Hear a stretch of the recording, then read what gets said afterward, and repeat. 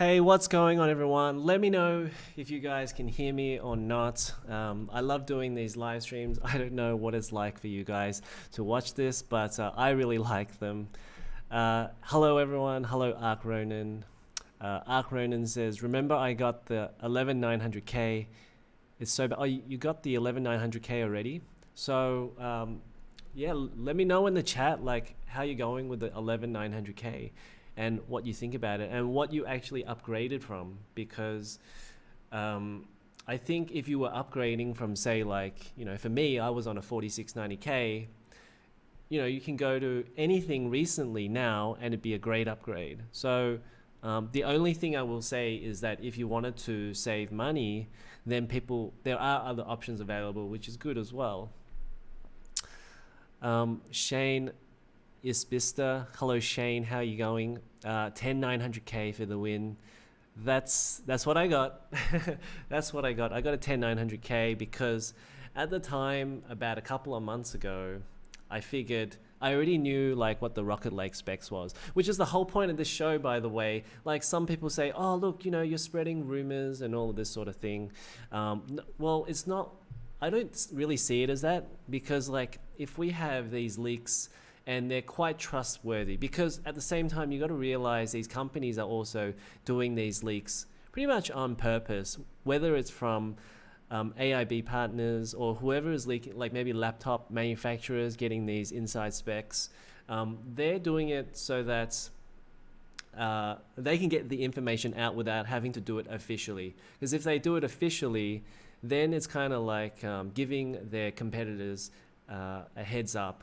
Like if they announce this stuff sort of like 3 or 4 months in advance, then it gives time for the competition to prepare. So there are these leaks that get the fans excited, get people talking about it unofficially, of course, because things can always change. So it kind of helps people, especially like, you know, hardcore fans, like who want to prepare for things that they like if they want to do a build, for example, then they can prepare the build ahead of time. They can prepare like what they're going to buy, prepare the parts they want to get.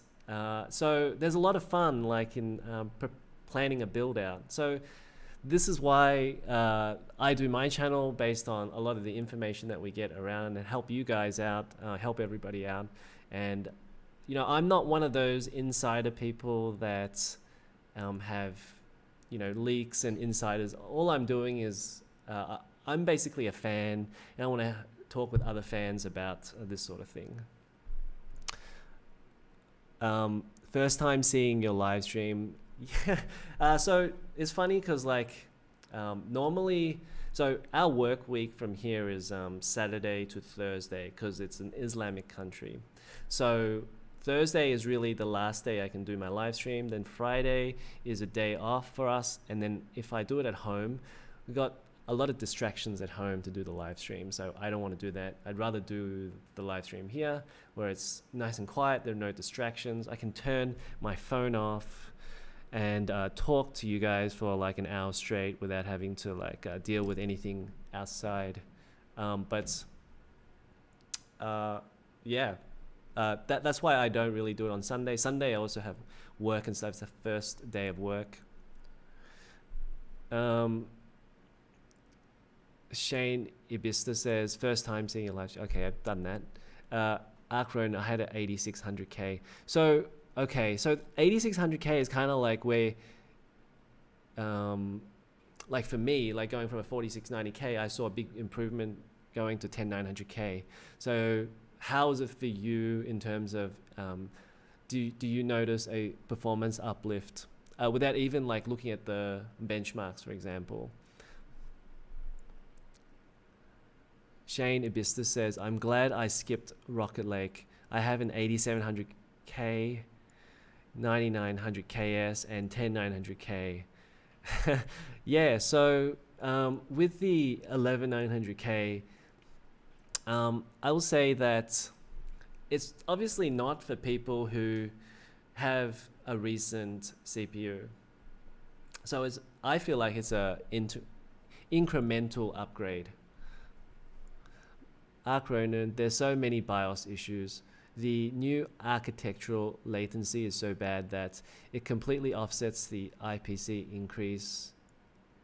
Yeah, a lot of the earlier leaks were like, hey, there's no performance uplift in games. So, and we really only saw the performance uplift in synthetic benchmarks and things.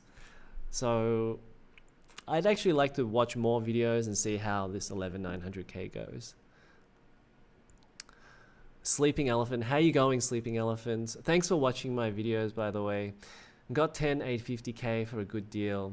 Exactly, so like a couple of months ago, I got the 10 900K for about $420-ish, something like that. So I figured the 11 900K wouldn't be $420. That's why I jumped on the 10 900K, even with the fact that we wouldn't get PCIe Gen 4. So I figured, okay, I might lose 5% performance here or there, but I get my I get my CPU earlier, a little bit earlier. And who knows like what happens with stock issues. We already had a terrible time with stock issues with GPUs. Even the Ryzen 5000 CPUs, still not really improved since its launch. Like even in our country, Malaysia, it's very hard to find a Ryzen 5900X or a 5950X, and definitely not at the MSRP. Shane Ibista says the 9900KS is still doing 5.2 gigahertz strong. Yeah, it's that's why I always feel like I see the improvement in terms of clock speeds for the Intel, but I'm not really feeling the noticeable improvement. It almost feels like I have to add in more power to get that performance out, rather than, hey, I'm adding the same amount of power and I get a performance uplift. That's what I feel like with a lot of the last few Intel releases, because obviously it's on Skylake as well. So I guess we will get that performance improvement with Alder Lake, hopefully, if Intel don't botch it up, because that will be on proper 10 nanometer. So I think it will probably be better than what we've seen in Rocket Lake. Ark Ronan, I'm in Malaysia. I've been in Malaysia for about 7 years. But hopefully I'm going back to Australia at the end of the year.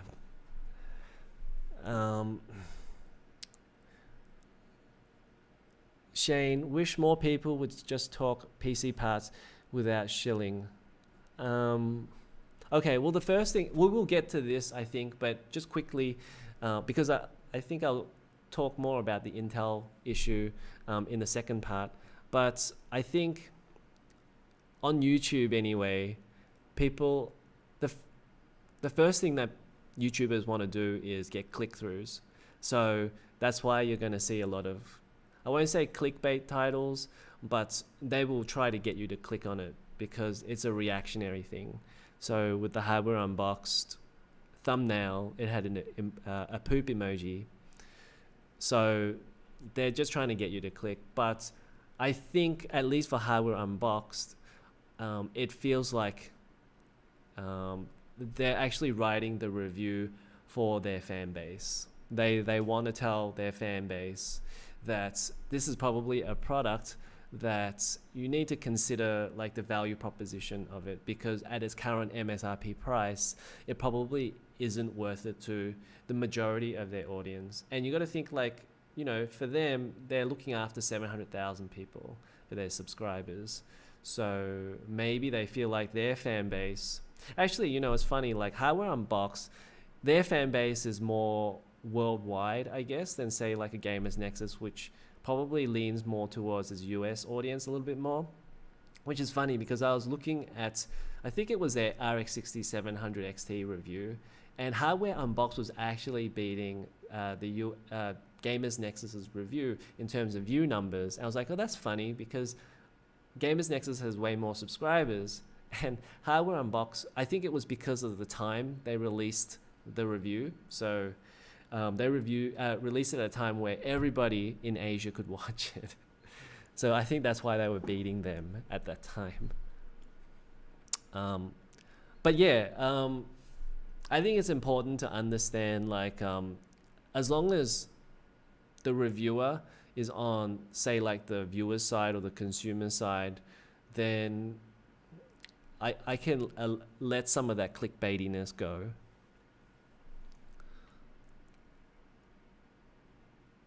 Shane says, waiting for DDR5 on the new AMD and Intel.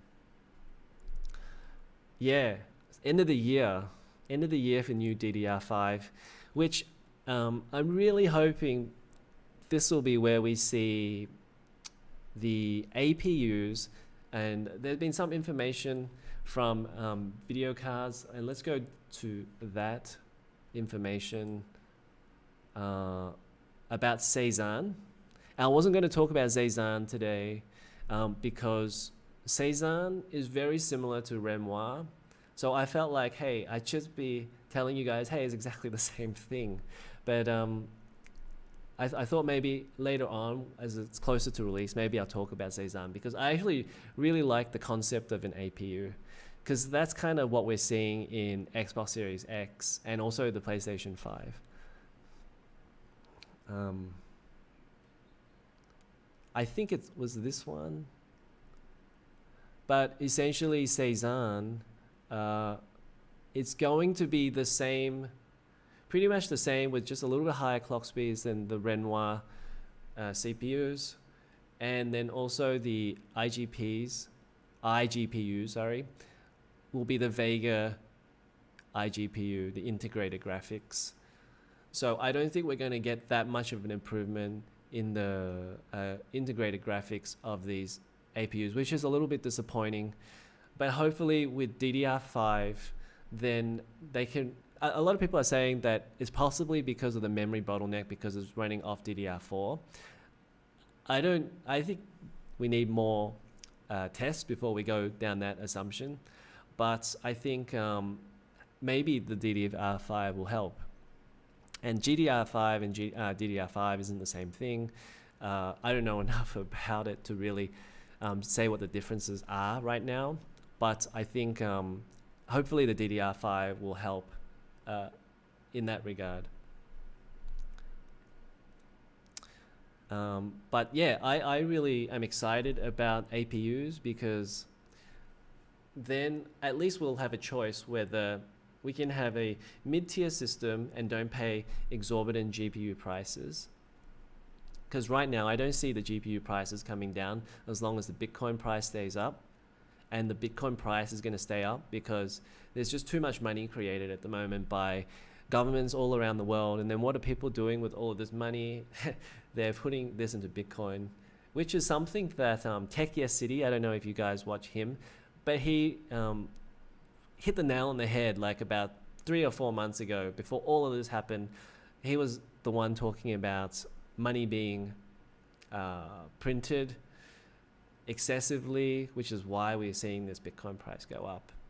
So I think he's 100% spot on.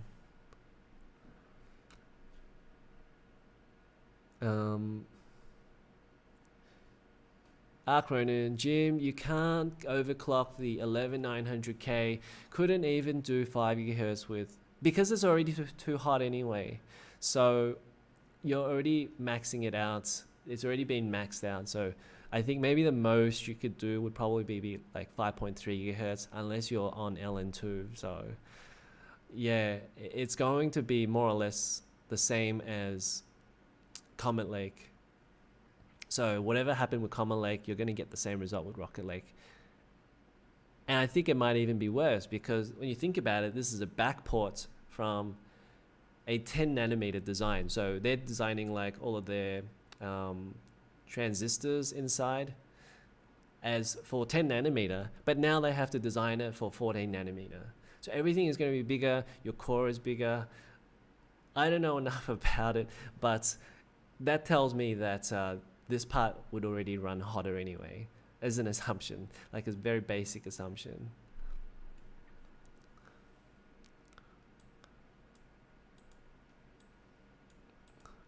Okay, so yeah, that's really interesting. The 10900K versus a 11900K. Yeah, it's a no contest for me personally. 420 versus 600. There's not enough of a difference. Also, there's not enough of a difference with the 11700K with the 11900K. I would say the 11900K use case would be if you are constantly, say, like constantly rendering a video, for example. Like you are doing 4K videos, and then you're going to be doing hour-long or 2-hour-long 4K videos all the time. Even then, like, wouldn't you just get a Threadripper at that point? Like, just pay the 2,000 or whatever to get a Threadripper. So that's why for me, I feel like the 11900K, is it really something that gamers would buy, given the 0.3 gigahertz difference between the 11900K and the 11700K? I feel like it may be hard to justify the extra money. I think it's like $100, so it's not really that much, but for $100, I think maybe a lot of people would consider the 11700 more. And actually, as all of these reviewers have rightfully said, I don't think they're just bashing Intel for the sake of bashing Intel.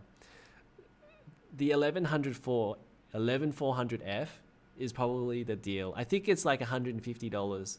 So for that, you get a 6-core 12-thread CPU, which is only 2 cores less than the 11900K. Obviously, you have all of those multi-core enhancement things, and then you can boost the 11900K higher.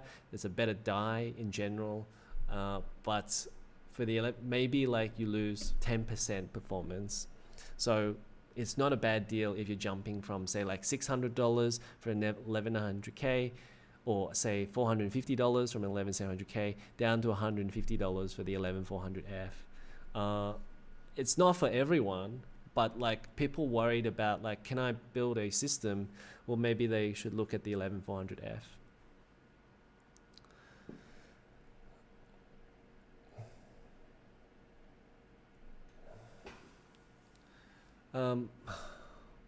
Okay. Ark Ronan says 10900KF is $329. What? That's a really good deal. So if that was a deal, I guess, I mean, everybody's just gonna want to do different things. It's like, if you want to buy 11900K, yeah, I mean, go buy the 11900K. But I think, yeah, 329, that's basically where the 10700K is. Isn't that really where the 5600 is anyway? So then you're comparing a 10-core part to a 6-core 12-thread part. And I guess if you're comparing AMD to Intel, I haven't tested the AMD CPUs, but obviously from all of the reviews I've read, it feels like it's cooler. You need less, what do you call it? You don't need as much of a cooler. You don't need as much of a cooler on the AMD parts.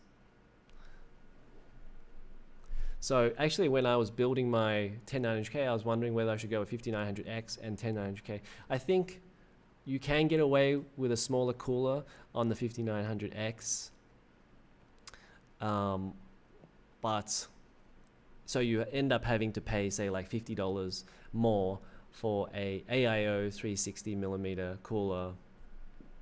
But if you can get your 10900K for like $400, then maybe it's worth it either way. But I do feel like it is pretty hot for a CPU. It's probably not something that I prefer, but it is what it is. Sleeping Elephant, hardware unbox is such a troll. Yeah, they're really good at what they do. Hardware unbox has definitely found its niche, so I'm really happy for them, because obviously as you're coming up, like as a reviewer, you probably can't just copy whatever Gamers Nexus does or whatever Linus does. So I feel like they found their niche now. They've got a really core, what you can see from their view counts, like consistently every video is, I don't know, like 100K in viewers, which is really impressive. That's really hard to do. But they're really good at benchmarking, and they do monitor reviews that Gamers Nexus doesn't do. Gamers Nexus is the best. You know, the funny thing is, like, I see a lot of these shows as they're really also good with entertainment as well. Like, people don't see it like Gamers Nexus is pretty entertaining, like, to watch. Some people might find it dry, but like if you follow the guy, he is pretty entertaining to watch. At least from like a hardcore perspective. Like if you like hardware, the guy is pretty entertaining. The guy, Steve. Ark Ronin, I'm sure Alder Lake will be really bad. They say it's another 20% IPC increase, but we already have 20% IPC increase now, but the new architecture is not so great. Big cores equal more voltage, more latency. Well, it's still going to be an 8-core part for Alder Lake, but they'll have another 8 small cores. So I guess that will help improve the I guess these tasks that don't need the big cores, they can just go to the small cores. So maybe you get more performance like that. And also it's 10 nanometers. So that's going to give you an improvement already. Hey Carlo, how you going? Will Intel junk that 14 nanometer fab anytime soon? No, because you can still use all your old fabs. You just don't really see it. So for example, Global Foundries is probably on like their 20 nanometer fab still. So yeah, the 14 nanometer part, it's like what they're doing with the Rocket Lake refresh. They are still using their Comet Lakes, or sorry, yeah, their Rocket Lake Pentium parts and all of those really basic parts, like 2 cores, 4 threads, they're all using 14 nanometer, even though they're branding it as like Rocket Lake. So I don't think the 14 nanometer still has a use, just not for the extreme upper tier hardcore users.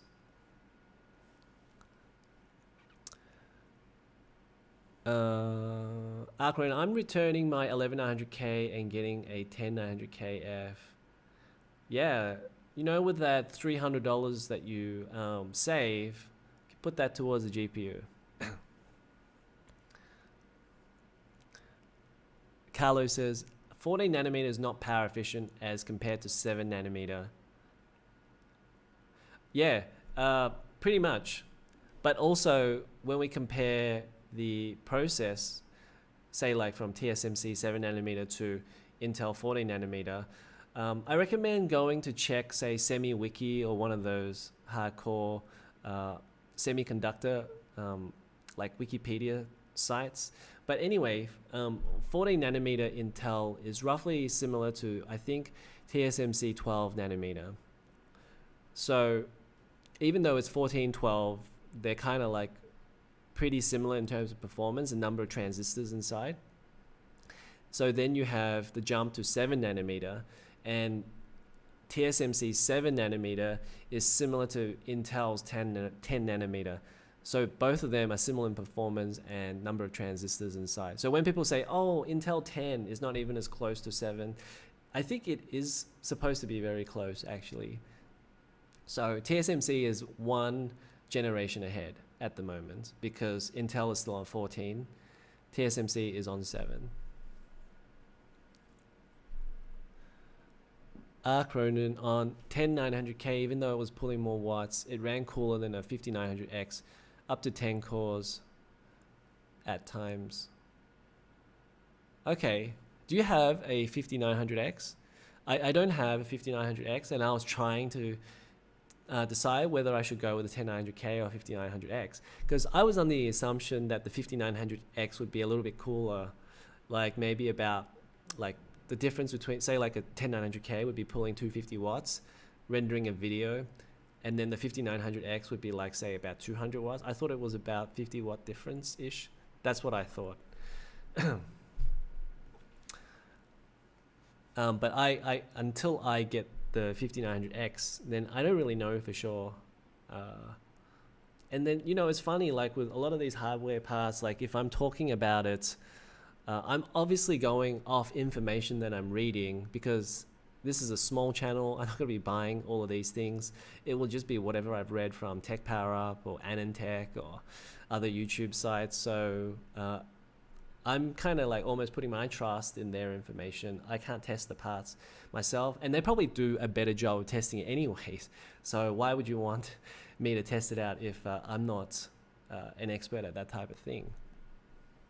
But yeah, I was under the impression, based on the things I've read from Tech and that 5900X would be cooler than 10900K, based on if they provide the same performance. Sleeping Elephant, Gamers Nexus and Paul's Hardware are good writers, creative. 3080 Ti, really $799. Yeah, Paul's Hardware. I love Paul's Hardware. He's a good guy. I really think he's a good guy. Hey, I don't think he ever gets upset over anyone on Twitter. So I guess to have that sort of like mentality, like I'd probably lose it at some people if I had like 1 million supporters. Sammy 10,001, 3080 Ti, really $799. That's not what I heard. I mean, like, it will just be whatever the market price is. It will just be so like if the 3080 is $2,500 right now, like if the 3080 is $2,350, then your 3080 Ti is going to be, you know, in between that and your 3090 will probably be $3,000. So it's going to be $2,700. Callaway, here in the Philippines, 3080 is around $2,000 when converted. Yeah, exactly. It's $2,000 for me. And actually, I checked last night. It's 10,000 ringgit, which is 2,500 US dollars. Like, divide by 4. So it's crazy. Like, it's not worth it. Even when you look at the return on investment in mining, I think it's like $10 for the 3080 per day. It would take you 250 days. And that would be about 8 to 9 months, maybe 9 months. And I think 9 months is too long. I think 6 months should be the upper limit, so about 180 days. So really, the very most you should pay for this 3080 would be around $1,500 to $1,800. Otherwise, you'd really only be buying it for gaming. And you know, this is the thing, right? Like, everyone thinks the miners are buying all the cards. And at some point, miners have to back off because the price is too high, because there's too much risk if they plow all their capital into buying these cards with return on investments at 9 months, 10 months. So I think they're not going to buy up everything. They're trying to take in the deals, just like gamers are trying to take in the deals when they can. The market price is the market price. So if there's only 5 cards out there, everyone's chasing these 5 cards, and this is why the price is going up. There's not much that miners can do. There's not much anyone can do. I was able to get a 3090 Founders. Yeah. Hey, so are you going to change out your thermal pads, Arc Ronin? Have you done that already? I believe the Founders is a lot harder to get to your PCB. So I think, yeah, I'm curious to know whether you went to change your thermal pads. Because the AIB partner boards is like child's play, right? Like, you just take off 10 screws at the back, and then you can get to the memory modules and the GPU die pretty easily. But I think it's a lot harder for the Founders edition. Jack Lim, how you going, Jack? How do you get your GPU, Jim? I'm looking for a GPU in Malaysia, specifically 3060 Ti or 3070. Scalpers locally is just insane because retail shop and online store are all scalpers. I mean, it depends on if how. See, like scalpers, right? Like, how do you define a scalper? For me, like, I define a scalper as in somebody who jumps in line and takes all of the GPUs.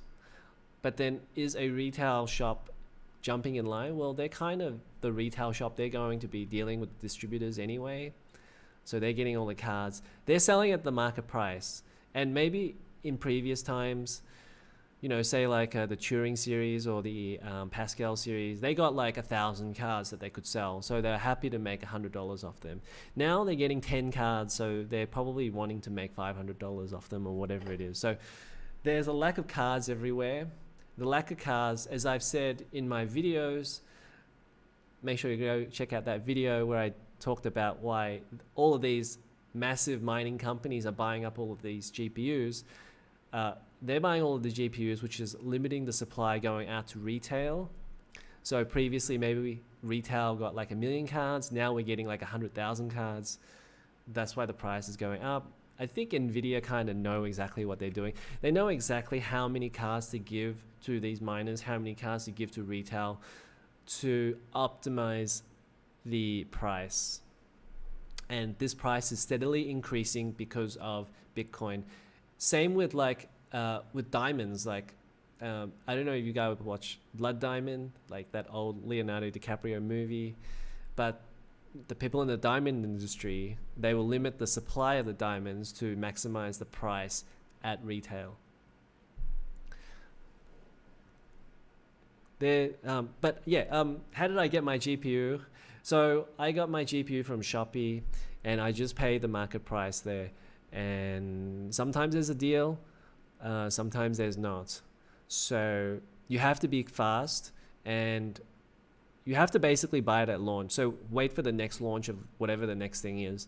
So it might be the 3050 Ti next, and then you should be able to get it at its lowest price, because that's when the retailer will have most of these cards. So if they have 10 cards, then they'll be happy to sell them at a lower price. If they just had the one card that they're holding, they'll probably hold off and the price will be higher. You see what I'm saying? If they had 100 cards, then they're going to try and get rid of them, so they'll maybe settle for a lower price. But just to give you an example, I just got a 3060, so I got that for $750 US. Now it's like $1,000 US on Shopee. So, but I got it a few days after it launched. I was trying to debate whether I should, because I still needed one more card for my other system, and right now, like, it's got a 3070, which I want the 3070, and I need to put like something else into my kid's system. Okay, let me go back. Okay, I don't have a 5900X, but 10900K with dual rank B die memory will beat Ryzen on average in games. Yep. There's no hope for a PC gamer based in Malaysia. Had you known any seller? It's just whoever is on Shopee, and then you just go by their reviews and whether they're trustworthy or not. So I bought mine from a place called Dore Tech IT Enterprise. I think they're called Linglong, or they used to be called that. And I've used them before for other PC parts. So I know they're just a trader. So all they really want to do is trade goods. So they don't mind too much.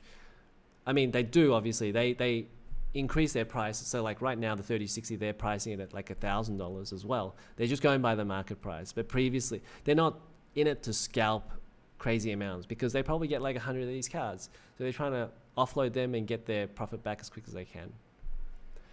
I'm lucky I didn't buy any GPU. I took the 2000 and put it into crypto, and I'm up 7,000 now. Yeah, I mean, I guess the more information you know, the better, right? Like, I think a lot of people didn't know before. That's why the situation was what it was. Like, who was actually talking about Bitcoin 6 months ago? Even the card prices, you can't really say that people knew beforehand. Otherwise, the market price would have been like it was now. Like, if people knew 6 months ago, then they would have just priced everything at $2,000 anyway. So that people are kind of like learning as we go along. Calo A, the ROG Strix is sought after in Philippines. I'm very happy at mining with 3090 founders. It's good money. Is one of the most expensive brands here. Well, I don't think your definition of market price affects the FE cost of dollars. I've changed my pads already. Was able to get 25 mega hash per second more for the same temp around 90 degrees. Yeah, okay, so obviously a good point for me to segue into like a couple of the topics that I wanted to talk about. And I'm leaving this live stream as mostly a chat with you guys because last week I wasn't able to do a live stream on the Wednesday night here, which is Wednesday night your time. But I wanted to just mostly talk to the chat today. But there are a few things that I wanted to talk about. So I put up a video yesterday. I think most of you guys have seen it. It was the, what do you call it? The 3090 where I replaced the thermal pads. Obviously, I know some of you guys already commented there, but I was interested in some of the other comments where they said they didn't want to do the thermal pad removal. Obviously, I'm not trying to push anybody to do thermal pad replacement, but I just wanted to reiterate that it is quite easy to do. So of course, like I find that maybe people have this fear. Like I also had I would say a part of it was like a little bit of fear that something would happen to my GPU. Let me go to the video. I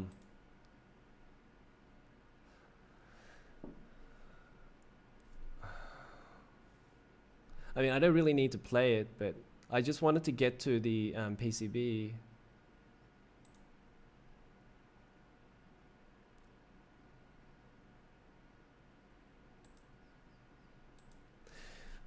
Okay, so what I was going to say was there's two parts to the, let me see. There's two parts to the GPU, right? Okay, so there's the heatsink, which is right there, and then the PCB, which is right there. And it's held together by about 10 Phillips head screws, which might be where, if I can get to it.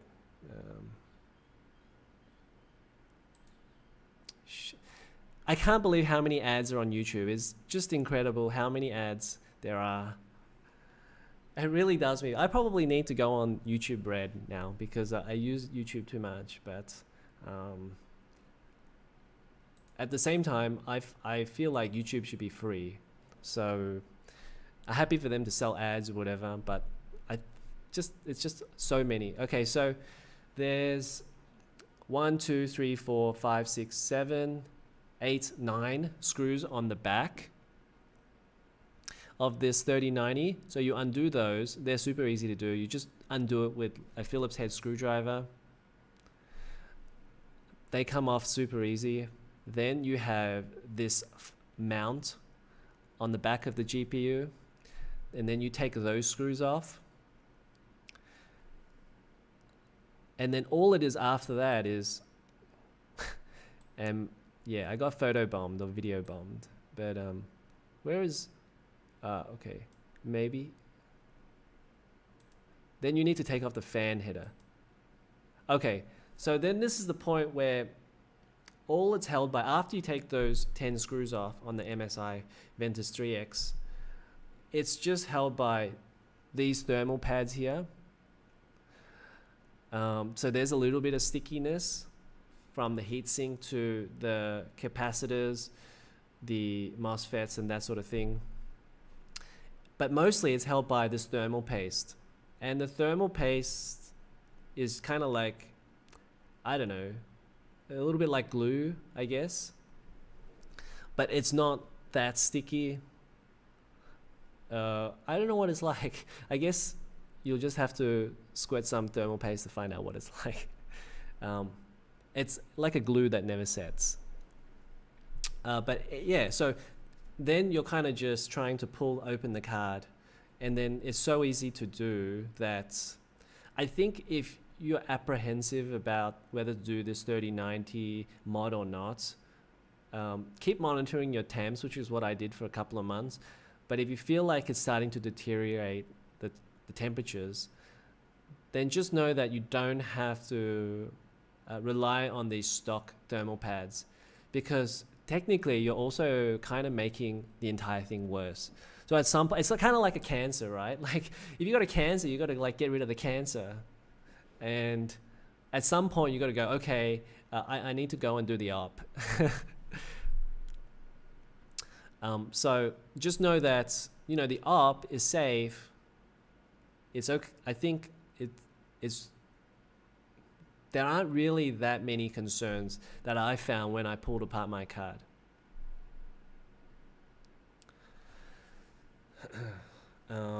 So that's kind of the main point that I want to hit. Like I noted there, I want to talk about like RTX 3090 closing thoughts. My closing thoughts is really that it's really easy and really simple to just undo those 6 screws. Like if you can do your PC, if you can do a DIY PC, you can do this. Well, effectively you are doing it anyway, right? Because you're putting paste onto your CPU when you put on the cooler. So if you can do that, you can pretty much do this GPU. The only problem, of course, is like in some places you void the warranty, and there may be other people that you want to sell the card later on that want this warranty. So it's not really just about you, but at the same time you should also consider, like, you may be making the car worse if you have these temps too long. If you start to see this deteriorating, if this is sitting on 100 degrees all the time, you're not happy about that, then just know that like this isn't too hard to do. Hey Shane, let me just back up a little bit on the chat and just have a look and see what other people are saying. So is what Ark Ronan was saying. He says, I've changed my pads already, was able to get 25 mega hash per second more for the same temp around 90 degrees. So 117 mega hash per second. Exactly. Like somebody came into my comments and told me, hey, they were getting 123 mega hash a second on their 3090. And meanwhile, I was really getting about 90 to 95. And when I did the settings that he advised, which was about 1,000 on the memory clock, about 300 less on the core clock, after I did that, yeah, I got another 25 mega hash a second, which is like another $2 a day. So that's another benefit of having to do this modification. So even though you pay for these thermal pads, they're like $10 a pack, you make that back up pretty quick.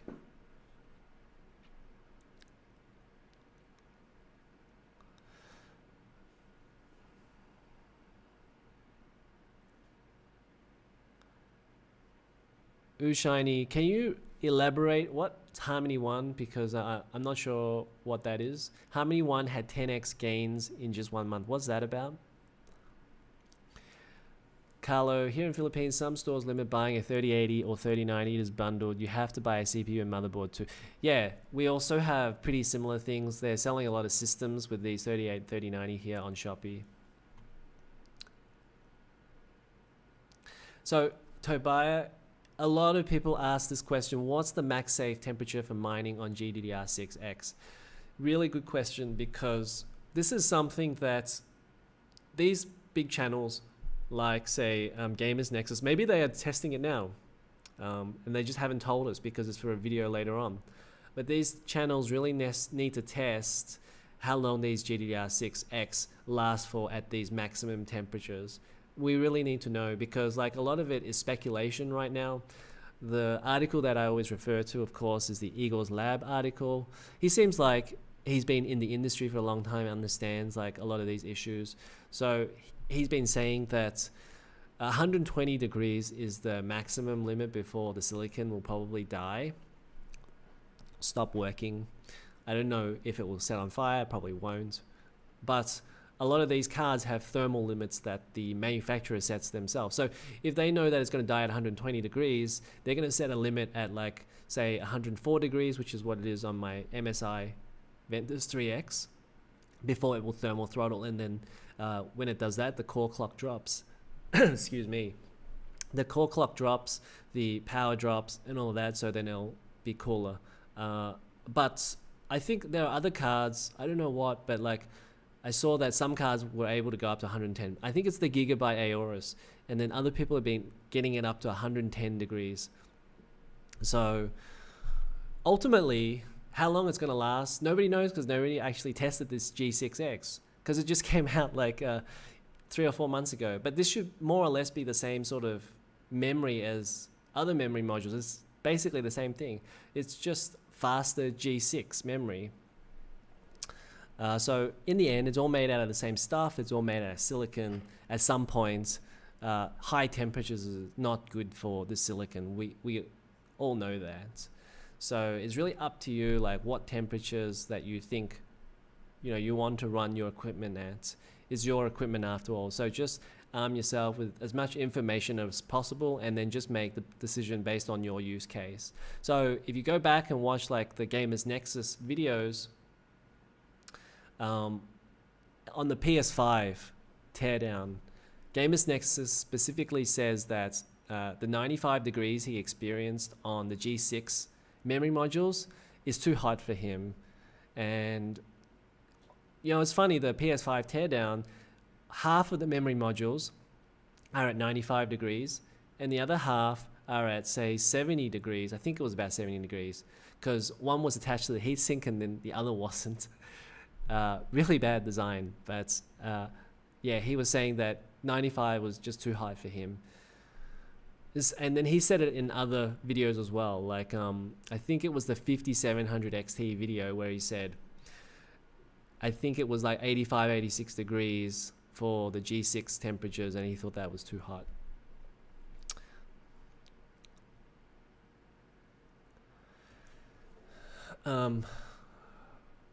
What else do I need to say? Oh, okay. Something funny, which I kind of talked about in my video. When I went to test the RTX 3090 for the first time, I got 5 degrees higher temperatures, and I said in the video it was because I didn't turn my aircon on. So there was about 2 or 3 hours where I thought I did the modification wrong, like I screwed up the modification because I was getting 5 degrees warmer. So I kept on reapplying the paste. Maybe it was the way I screwed it on. I wasn't sure. There was only 2 steps. It was only unscrewing, putting it back, and putting paste on. Like, there wasn't really anything there. There wasn't really anything else there that I could have done wrong with. So it was really weird. And then obviously it was the aircon. So make sure, like, when you do your modification, to do a before test and write down your settings and your temperatures that you get. Then you know if you've done it right or wrong. Okay, let's maybe move on to something else. I'll go back to the chat for a little bit. Shane says, what brand of thermal pads are the best? I don't think it really matters what the brand is. Just make sure what the thermal conductivity is and what price you're going to pay. So, I mean, hard for me to say. I only use one set of pads. This is the first time I've done it. So, I guess you might have to go to a video where someone tests all these pads out.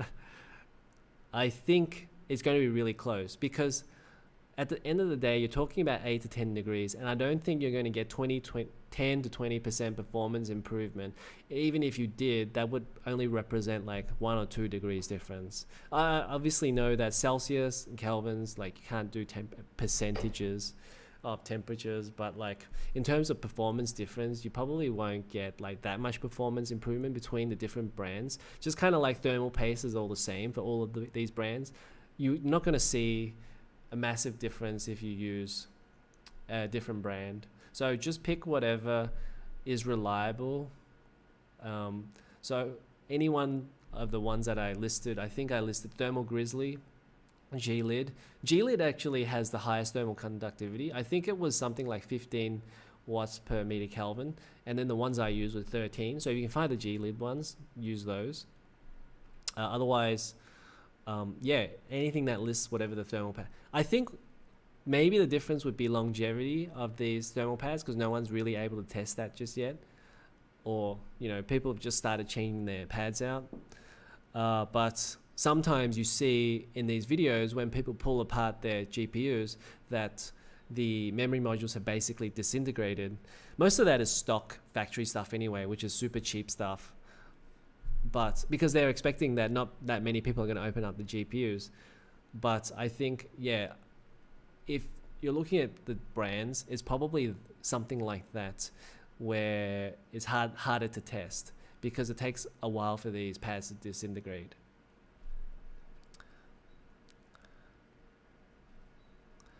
Arc Ronin, it starts thermal throttling at 110 degrees, 90 degrees is fine, but if you can get 80 degrees is perfect. I know someone with a Strix 3090 who did Fujiopoly pads, 17 watts per meter Kelvin, he's on 72 degrees VRAM temp now.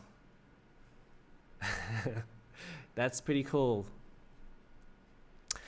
So Shane, yeah, maybe you should go with the Fujiopoly. Maybe you know more about this than I do. So yeah, I think you should go with the Fujiopoly, given the fact that 17 watts per meter Kelvin is better than the 13 that I use for my thermal right pads. And I really only got them because they're available. So it might depend on like what's available. Like even yesterday when I checked on Amazon, I think the thermal Grizzly pads, they didn't have them. So it's just whatever's available. Tolagarth, how are you, Tolagarth? My MSI RTX 3080 Supreme X hit 88 max temperatures on VRAM by just gaming. Same. So I would say, you know what's funny? Like I've often wondered, like, what are the real differences between these higher tiered models and these lower tiered models? I do think that they use better components and better components that cost more for their more expensive models, say like the Supreme and the Gaming X Trio versus say like the Ventus 3X. But I'm not sure we see the performance improvements. You do see it in terms of factory clocks and stuff like that. But obviously, like, you know, if the price is worth it for like the Supreme X, then like if there's only like $50, $100 difference, maybe you're like, okay, I might want to buy this other one because it uses better parts. And you can definitely tell, like with some of the really cheap stuff, especially like when you look at the 3060, you start to get these really dinky little single fan type of cards. And you know that there's not much gone into them.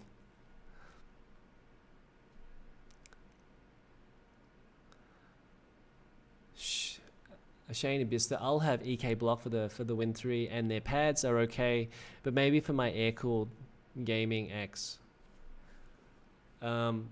Yeah, that's awesome. Like definitely, like if you can get a water block, that'd probably be the way to go.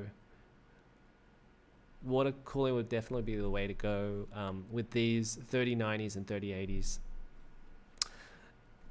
And then again, obviously, like the thermal pad thing is just a $10 thing, right? Like, so it's something that a lot of people can do to fix these temps, like get an extra 8-10 degrees better on their card. Shane Ibista, the backplate for the Gaming X kind of sucks. Yep. I get about 121 on my Gaming X. Heavily depends on your RAM though. 121 watt, oh, mega hash a second. I get 85 on my 3090 FE and 110 on 3090 MSI hash rate. Sleeping Elephant, that's because you haven't changed your pads out. Is that why? You get 85 on your 3090 FE.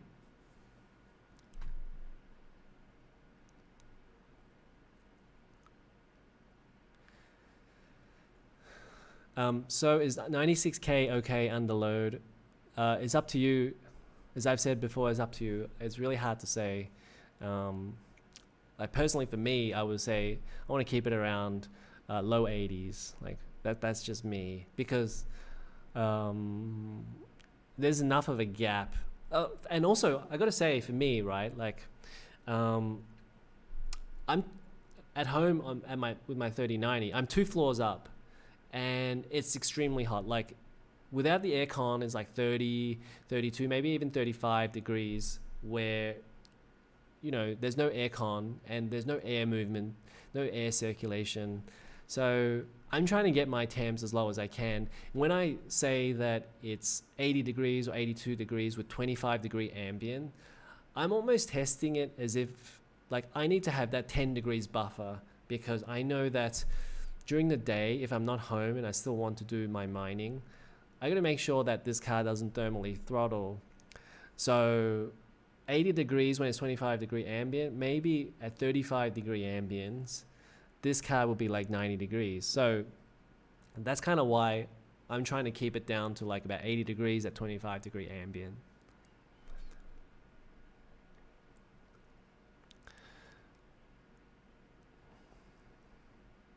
Sleeping Elephant, I push it until crypto crashes.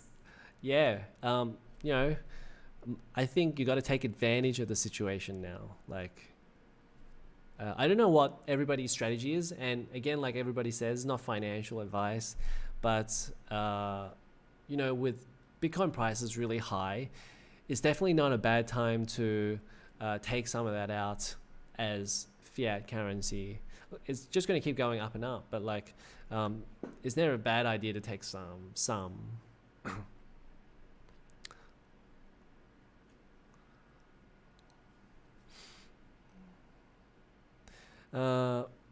Ark Ronan, Shane, water cooling and putting their stock pads won't make a difference. I know someone with EK pads and he still runs 104 degrees lol before it was 110 degrees.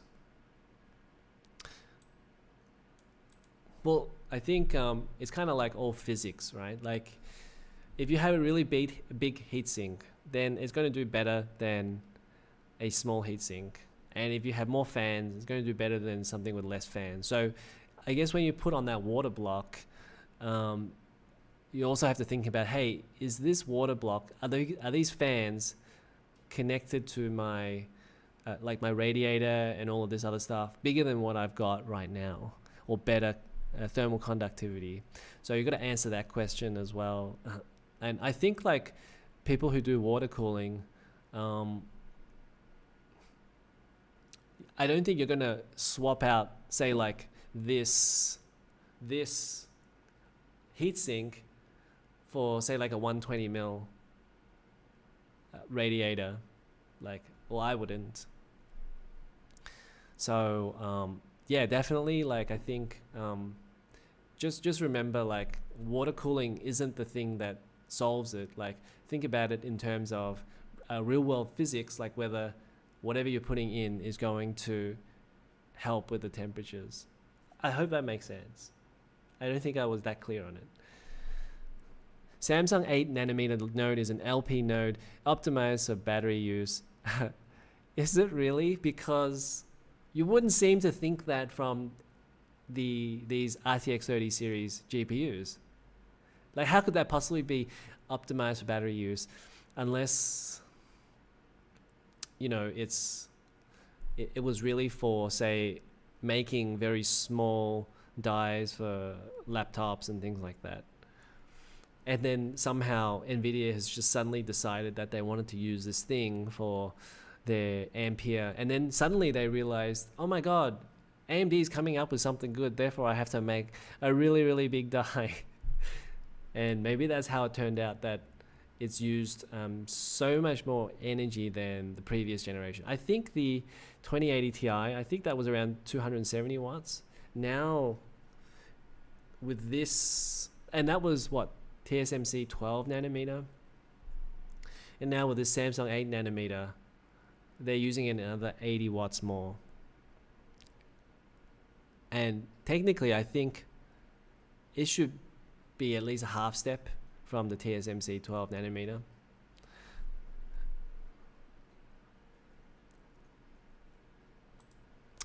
Okay, so that's about the end of that chat. The chat. So maybe we can talk about something else in here. I was going to talk about Intel and Rocket Lake. I think I've covered quite a lot of that already. So I guess you could just watch back the stream and think about, listen to my thoughts on Intel Rocket Lake. There really isn't that much else that I wanted to say about that, except for the fact that the 11900K, basically all of the reviewers kind of trashed it. And I think that's perfectly fine for them to trash it, because if they didn't trash it, then we'd have to question like who they're really working for. Like, are they working for Intel or are they working for the consumer? I think there is just a small minority of people. Maybe they're, I don't know if you guys saw this, but like this ex-Intel employee, I think it was Francois Piednode, I think that was his name, at least on Twitter anyway. He had a beef with Gamers Nexus. Maybe I can just pull it up because it was pretty funny. I'm following him, but I follow everybody. Is it this guy?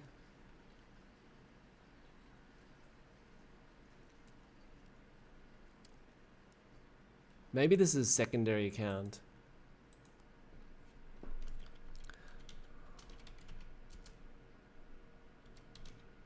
I think he's probably turned off his other account.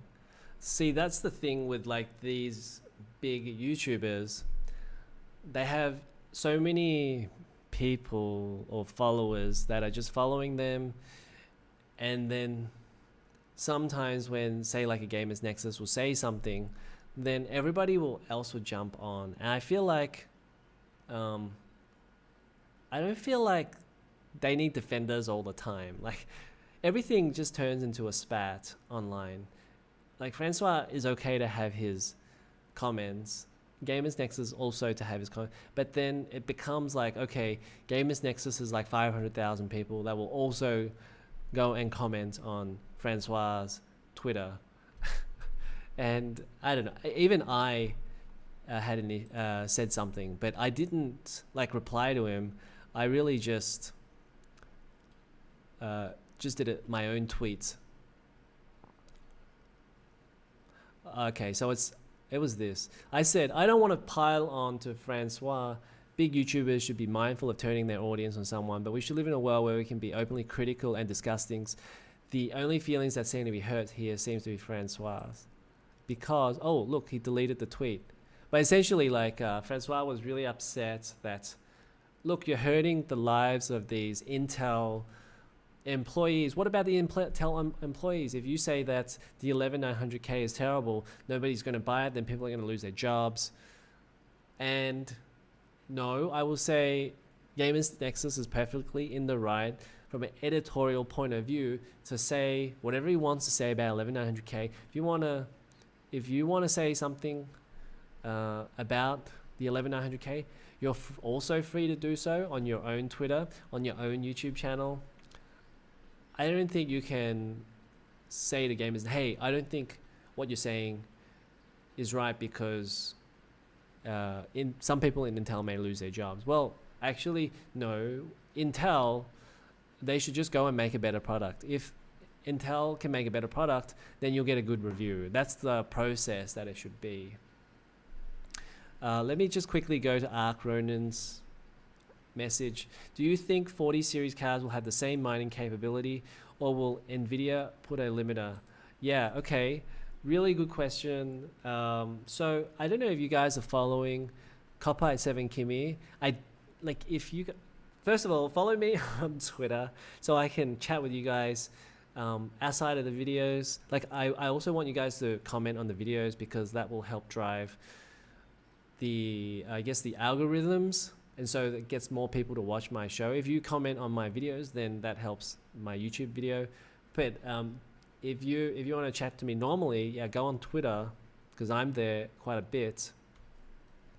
But your question was Copite 7 Kimmy. Well, you should also go and follow Copite 7 Kimmy as well, because I feel like he comes out with a ton of leaks. So then you'll also get that information. And you know, it's funny, like a lot of people are protective of like the insiders or where they get their information on. And you know, all of the information I get is from the same sources that you guys can get it. All I'm saying is I'm just a fan, and I want to talk to other fans of this stuff. Okay, so quite a while ago, Copeye7 Kimmy said that Jensen is going to have a war against miners. I think that was his tweet. I don't know if he's pulled this. Okay, here we go. Jensen will start a battle against mining. By the way, it's raining outside, so I apologize if you can hear other noise. There's literally nothing I can do with the rain outside. But if you want me to go close to the mic and turn down the gain or whatever, let me know if you can't hear. I'll go closer so that you can hear. Jensen will start a battle against mining. And so this is pretty much like, I feel like if Copeye7 Kimmy is saying this, most likely we're going to see this anti-mining limiter on other cars as well, because the financial benefit, and usually a lot of this has to come from some sort of like economic or financial benefit for Nvidia, which will drive this decision. The financial benefit is that they get to split this off into mining cards and gaming cards, because for them, what they care about is to optimize their stock of their GPUs. So know exactly like how many GPUs should go to mining and how many GPUs should go to gaming, because they can sell the mining GPU for even more than what they can for the gamers. And as you saw with my video on these companies are taking all these GPUs, Nvidia wants to sell more than what they're selling right now to miners. That's my opinion. Like, you know, it's not like Jensen told me that, but as you can see, they allocated about $50 million that quarter for mining GPUs. Maybe they're selling more under the table. We don't know. Like, it's so easy for all of these companies to doctor the accounting books. And it's kind of like what they did in the past. They hid a lot of their mining GPU sales under gaming GPU sales. They didn't want people to know, because then people would know exactly how many they were going to give to these gamers. Well, now we will see. We'll see how many miners are going to get these mining GPUs, because effectively now Jensen is saying, okay, there's too much money to be made here. I need to sell these at 3x the cost, not 2x the cost. So I think like they see that they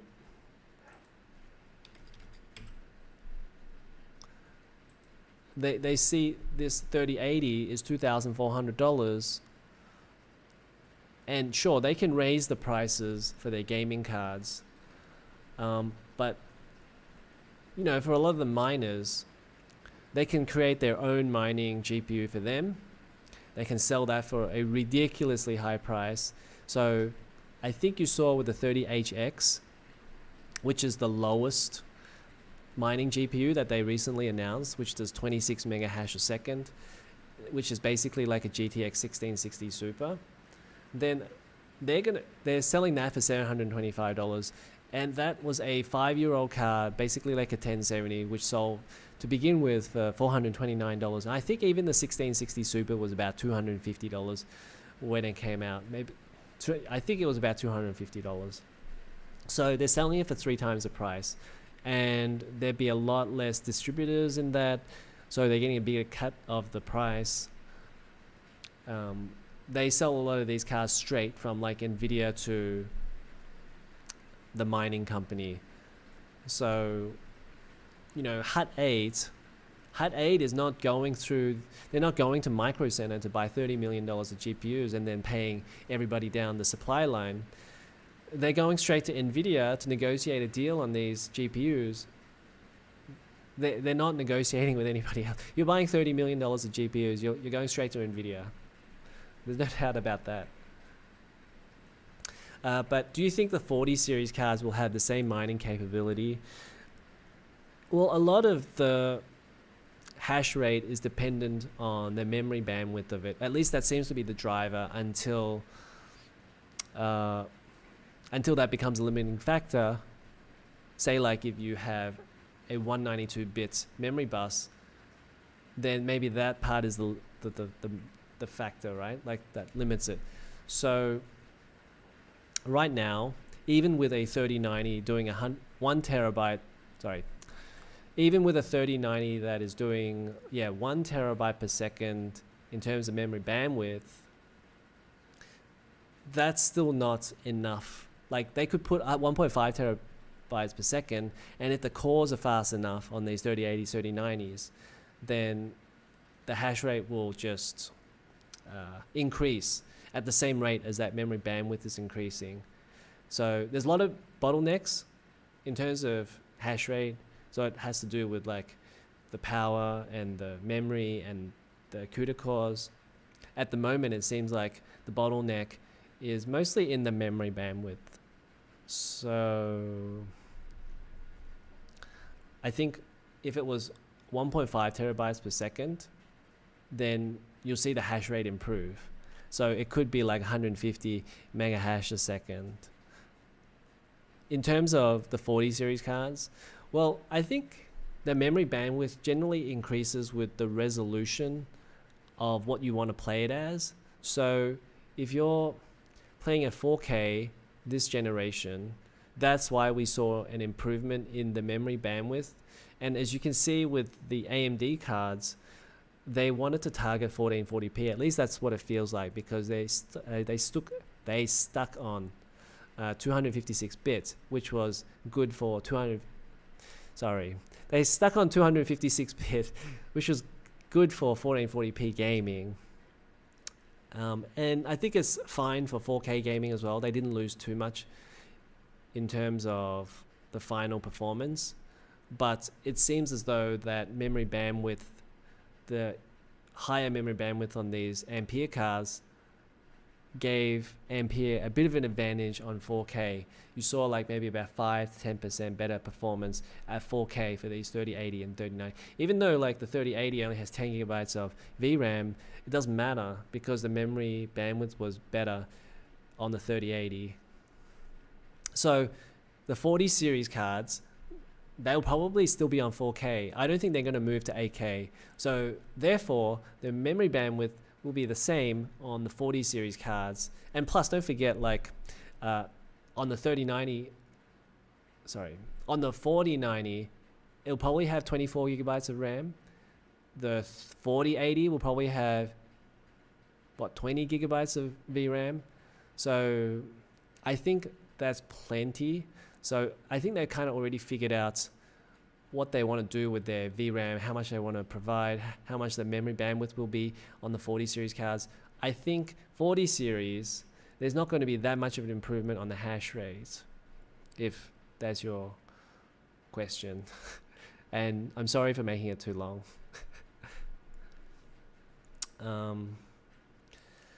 Cyberpunk fried my 6800. And how did that happen? How are you, TrapX? How are you going? How did that happen? Like,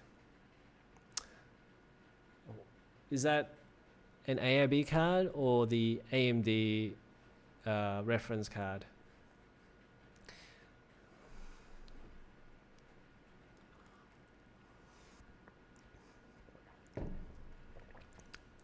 TrapX says, after character creation answered a couple of questions, tried to move for the first time, and now I can't boot with two 8-pin plugged into 6800. Man. Oh my gosh. Well, hopefully you just get that replaced with the warranty that you have. But obviously that means you have to deal without a card for, I don't know, whether that gets replaced by the retailer or replaced by Gigabyte.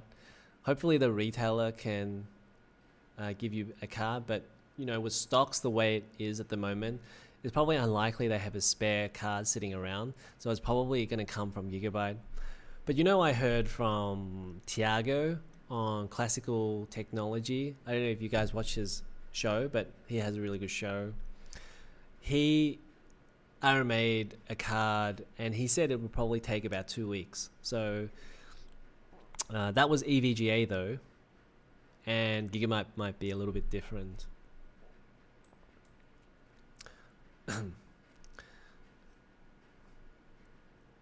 So actually, while we've got this up, I guess we'll talk about the third topic. I think I already did the Intel thing a little bit, so yeah, I think we'll leave the Intel thing there. We'll talk about Intel another time. But oh yeah, the final thing I wanted to say about Intel would be 11900K, perfectly fine to like trash the 11900K. It's still like usable. Like, you know, if you're on a 4690K, you got given a 11900K, don't feel bad about it. Like, you know, it's still a good CPU. It's just that maybe if you're coming from a 10900K, you wouldn't see anything from 11900K. So from a technology standpoint, you can see kind of like, hey, there's no improvement, then why release such a like half-step product? So then the 11400F is the deal. The 11400F is the deal, I think.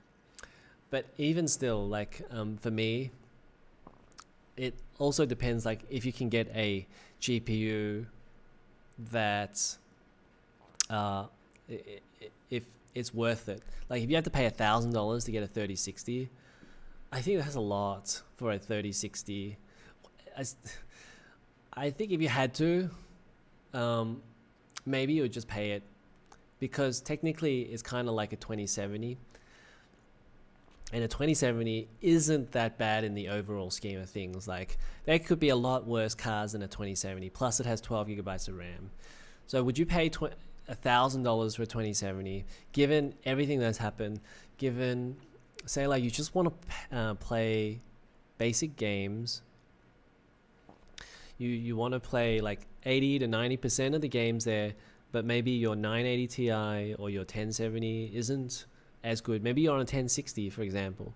Well, I think the 3060 would be a jump up from the 1060. So even though you have to pay $1,000, maybe it's like $500 more than you want to pay. The 3060 may still be worth it in the weirdest way. Like, I wonder if that makes sense. Like, maybe I need to do a video on whether a 3060 is worth $1,000, because I think I could argue for it, even though everything about it, I think most people would say, logically speaking, like coming from a logical point of view, that $1,000 is not worth a 3060 is not worth $1,000.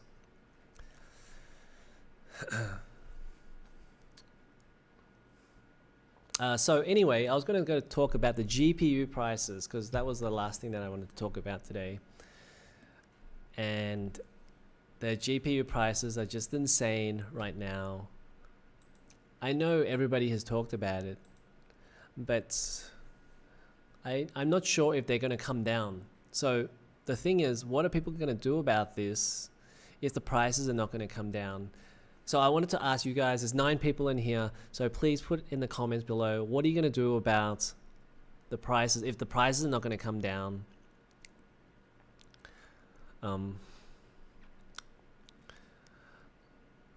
It's a concern. Like for some people, they use their computer for work, and then the other half of the time they might game on it. So can you really pay $2,400 for a 3080, knowing that, let's say for example, the Bitcoin price has not come down, because it's very possible that they're not going to come down. I made another video. I know people are kind of wondering, like, whether, because it's a very speculative video about whether the Bitcoin price is going to go to $220,000. Well, you know, when I look at the whole situation in terms of the global issue, I do see a lot of concern where, as Tex City rightly put it, like a lot of these governments are printing a lot of money. So where are they putting all of this money? Into Bitcoin. So this could well continue on. And obviously I made a lot of wrong predictions before in the past, but all I'm doing is trying to be speculative and ask the question, okay, well, what do we do in the case that the Bitcoin price doesn't come down? So I think we probably should arm ourselves with like what we should do in that scenario.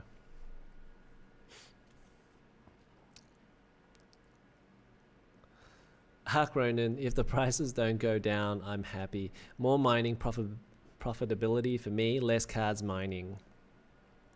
But won't more people get into mining, so then the difficulty becomes harder? So if Bitcoin goes to $100,000, $200,000, your difficulty, the hashing or whatever it is, like it'll be harder. Maybe the profits will decrease because you won't, more people will join in, which means your profits will lower. I think that's how it works. TrapX, I think the Suez Canal thing made it even worse, but not sure. Yeah, we won't really see the effects of this for a few weeks, I think. So, you know, there's the supply chain. If the Suez Canal, a lot of ships go through there from China to Europe, it's going to impact Europe for sure. And East Coast US. Yeah. I'm not sure we'll see the effects of it. We'll definitely see the effects of it soon, but I'm not sure if it's happening just yet. But anyway, the 3080 for $2,500. The problem is, I think we have to start thinking about like other solutions, which is why I said like the 3060. Maybe it's not the worst thing for this to be $1,000, because let's be objective here. Most people wouldn't and shouldn't pay $2,500 for a 3080 to get. So it's the difference between, say, like a 2080 Ti and a 2070. Are you going to pay $1,500 more for the 2080 Ti over the 2070, given the 3060 is like a 2070?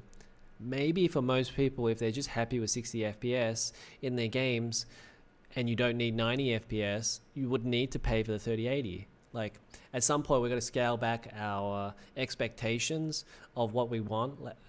Sure, okay, everybody has dreams. I had a dream to get a 3080. I got one, but I got it when it was $1,500, and I was going to mine with it.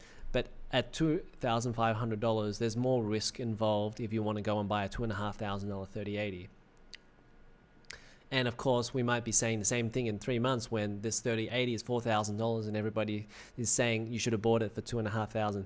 Nobody knows, but at the moment, I think it's probably a little bit high given the return on investment of this card.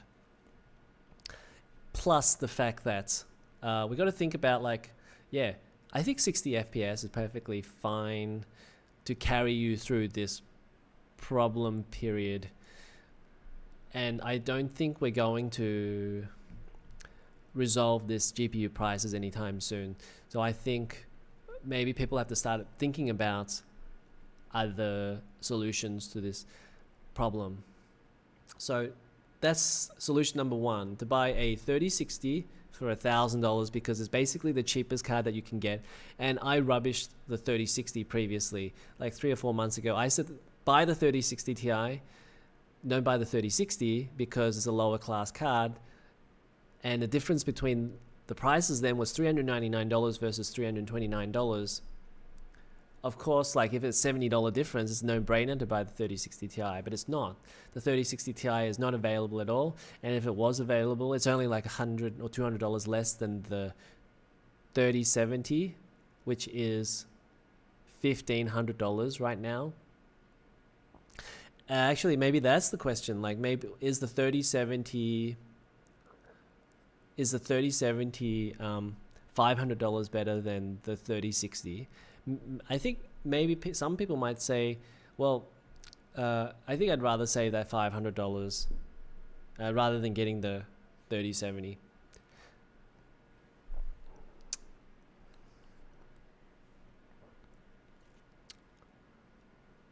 TrapX, I thought the prices and availability might have gotten better by now. It depends on supply. And what's happening is that Nvidia is selling all of these GPUs to these mining companies. Now, I was going to say, like, I think quarterly, Nvidia does about $2 billion worth of sales. Let's go to the Nvidia. Maybe you guys may be bored with financial reports or whatever, but like as somebody who runs a YouTube channel, we really need to know this sort of stuff. Is it quarter four? Is quarter four the last quarter? Okay, company quarterly revenue of $5 billion. Let's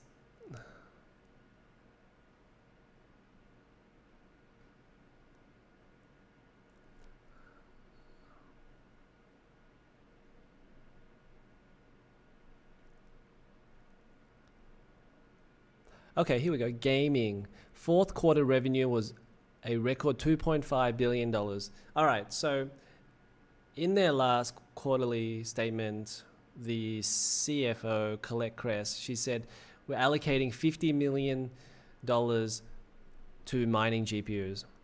Then the next thing we heard was Hut 8 had a $30 million order for GPUs.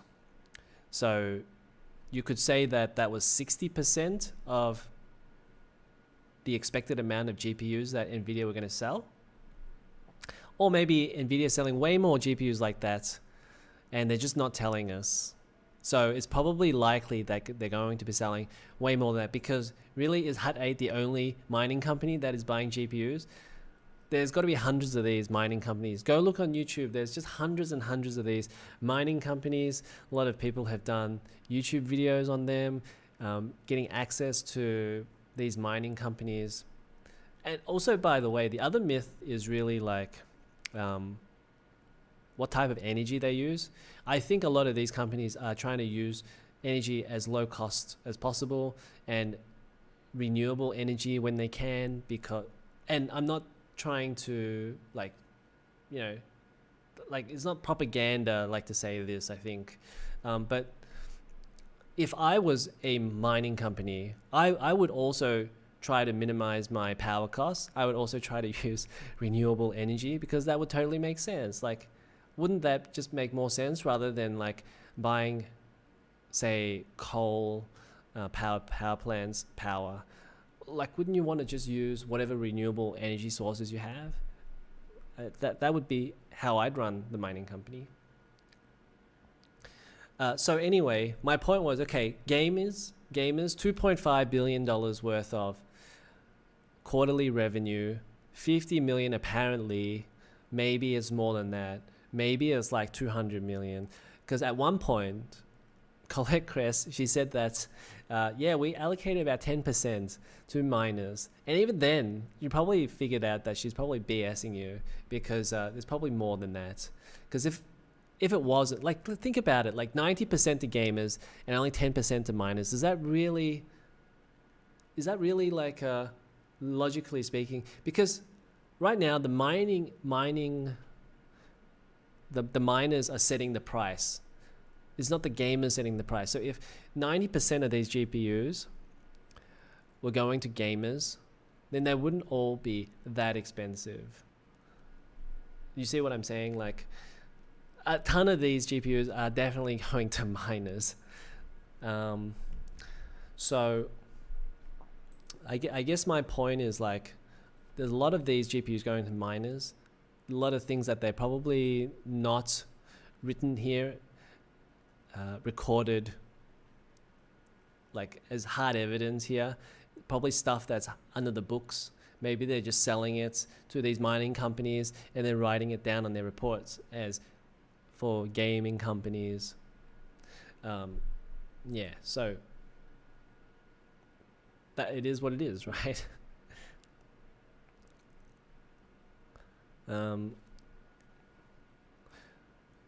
But okay, so the initial question was, I thought the prices and availability might have gotten better by now. Well, so the Bitcoin is constantly increasing, which means it pulls like the other altcoins up.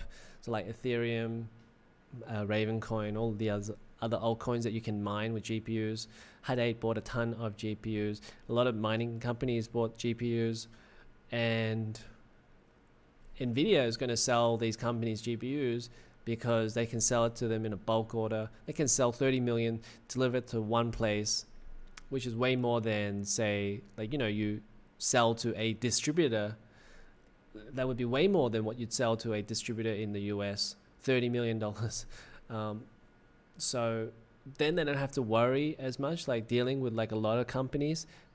Then they have to just deliver to one company, and it's a lot easier that way.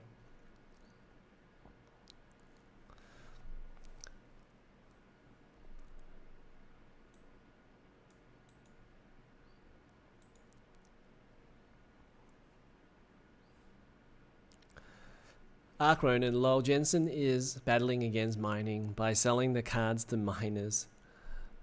Yeah. Yeah. How ironic.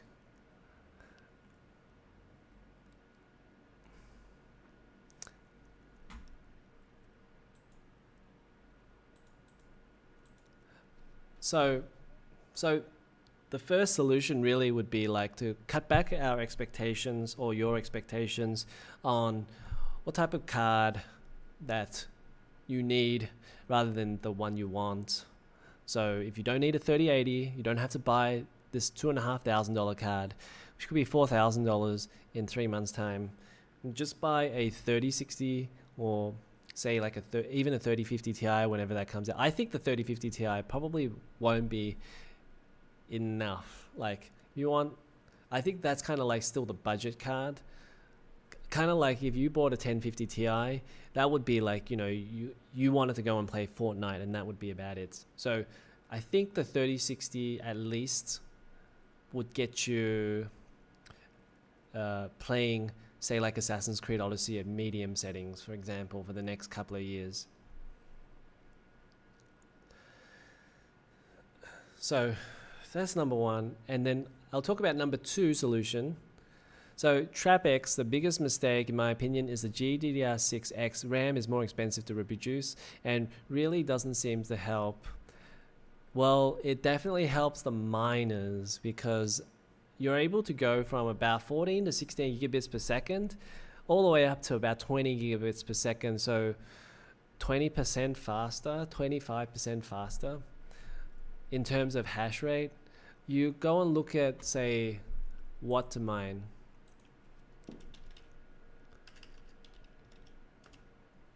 Or even, you can do the calculation. Give me the...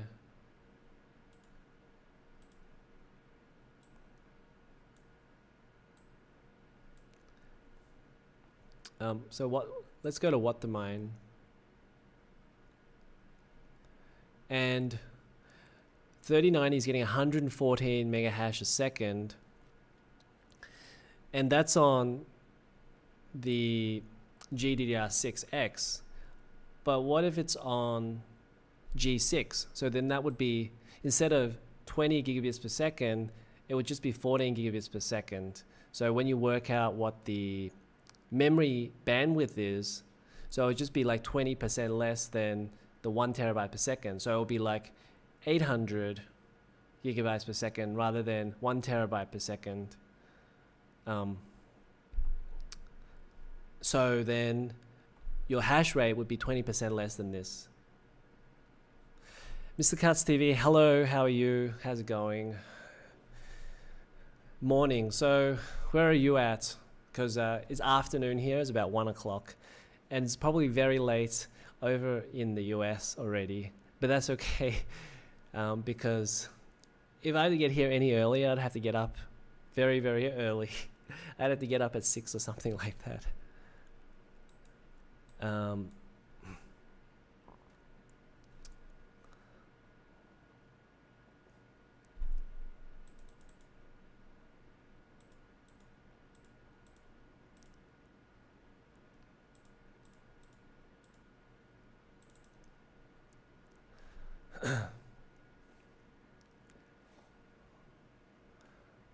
Yep, 1:10 in the US.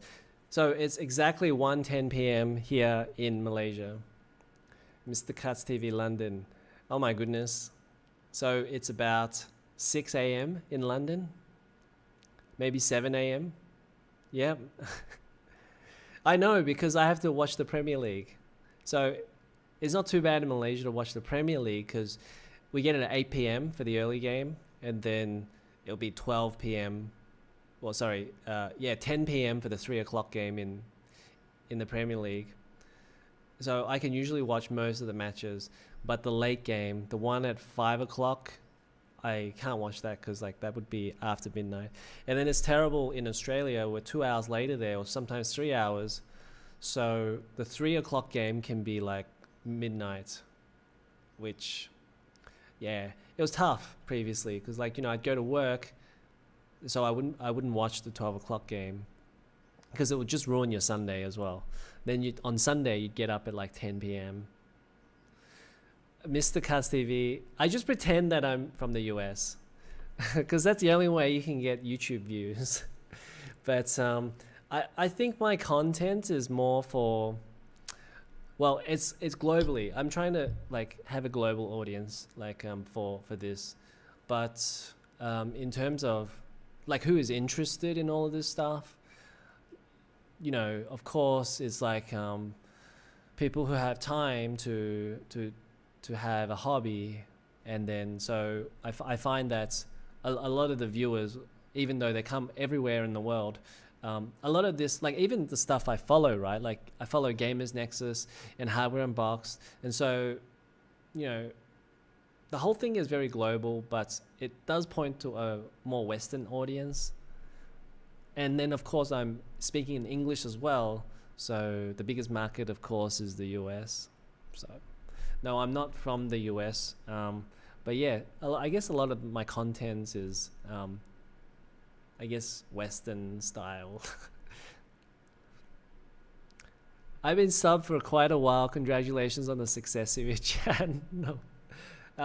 Is it because it's been going down the toilet for the last couple of months? It's so funny because like I got a lot of views last year, but I kind of regret it because I wasn't actually any good at what I did. I'm still not. And so the funny thing is like you had a lot of people watching the channel, and as you can see, like I've got 1.7 million views, but a lot of people see the channel, maybe they didn't like it, or it's not professional enough, or it's not as high production quality as say other more professional channels like a Gamers Nexus or a Linus. So they might not feel like they need to watch this channel. So I wish maybe I'd start a year earlier, then I could better prepare myself for last year's like crazy amount of people that wanted to watch tech videos. And last year was really crazy. Like there was a point in time where I got 20,000 something views for like 4 or 5 successive videos. And then you could just put out a benchmark leak and that would immediately get like 20,000 views. I had no idea like what the hell I was doing at the time. And you know, I was just putting like a PowerPoint presentation and trying to talk about it, and a lot of the flow of it, and plus you don't really know, like as you do this more, you kind of like know a lot more about the topic that you're talking about. So because I just started the channel, so obviously I don't know as much as I did now. So I really wish that I had started a year before that, because then I would actually be able to do it a bit better than like somebody just starting fresh. So now I've had like 1.7 million people that watched it and go, oh, look at this channel, look how crap it is. And so yeah, so it's kind of like I've had my year now. By the way, like I started 12th of April last year, so it's almost coming up to the 1 year anniversary of this. So next week's, not this week's, so not this Thursday, but the following Thursday, maybe we'll have like this anniversary type of live stream. I don't know what we're gonna do, but we'll throw a party, I guess.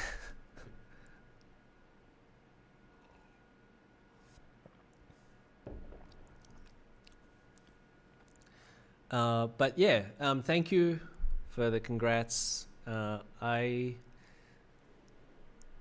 don't know where. So the the things in my mind about this, maybe I'll elaborate more in that anniversary live stream, but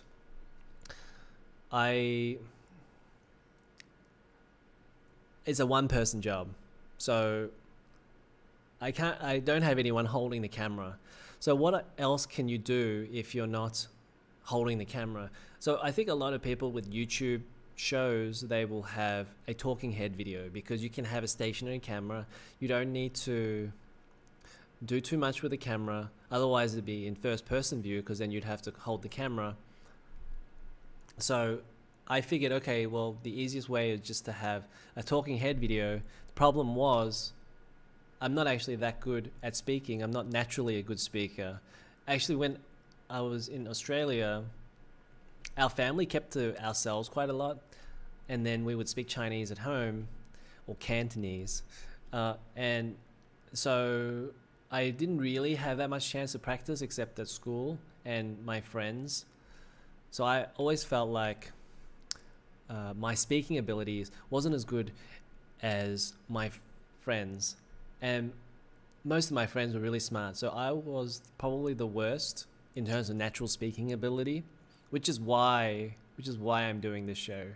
So when I go back there in Australia, I can actually speak more naturally than if I didn't do it. I also thought, like, okay, being stuck here in Malaysia for 7 years, I'm not actually talking to anyone, so I need to like improve by the time I get back.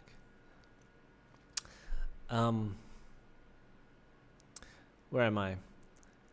So yeah, so this is why I'm doing the channel, because I have to practice my speaking ability. Plus there are a lot of other reasons why I'm doing it. Like, obviously I wanted to talk with you guys. I was on forums a lot, so, you know, typing messages, for example. How old school is that, right? Just, it's so much easier to just turn on the camera and talk. But I found that with a lot of forums, I guess they turn out to be cliques sometimes.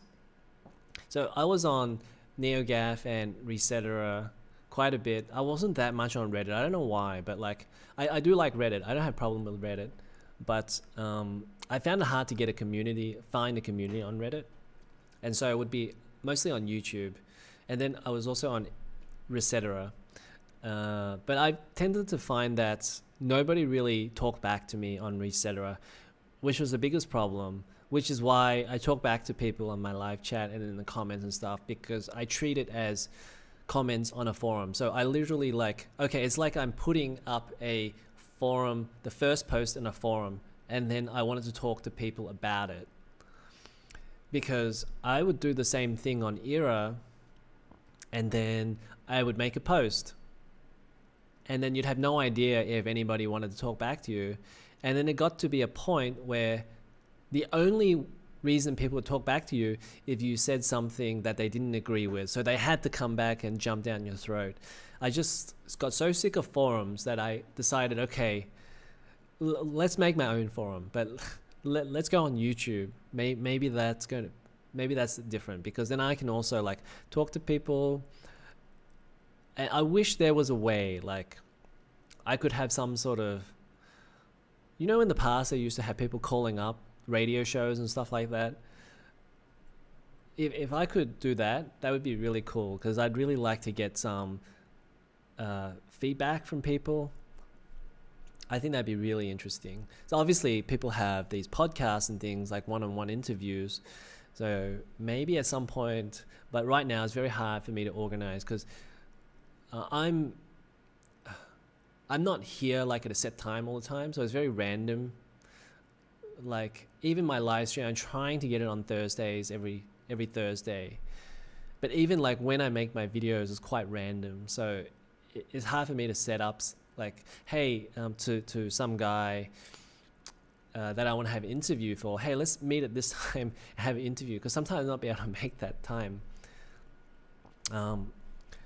Someone on Craigslist wants to trade RTX 3070 Aorus Master 8GB for PS5 in cash. I see how much he wants in cash. Since I have a PS5 sitting in the corner. So the 3070 is worth $1,500 US, and you can get a PS5 for, let's see how much you can get a PS5 for. Whoops, shoot. How much is a PS5? It's still $750. By the way, do you guys remember I made a video about the PS5 and how I said the scalping would be over soon? Do you guys want to know, like, literally every comment that I get on that PS5 video now is basically you are completely wrong. And it's not that I regret making that video, because at the time it really was like going to it really was going to it looked like that was the trend. The trend was like every week it was decreasing in price, and it was going to be better soon, because at some point in time people weren't going to scalp a console that you can get for $500. Like, they wouldn't be able to get $600 for their console, and if they couldn't get $600, then they would just not scalp it altogether. Like, at what point does it become unprofitable to scalp? And I would say, like, if this PS5 is $500, you need to pay like $30, $40 in taxes. Then you have to pay gas fees. You have to manage it a little bit as well. You know, put the post up on Craigslist.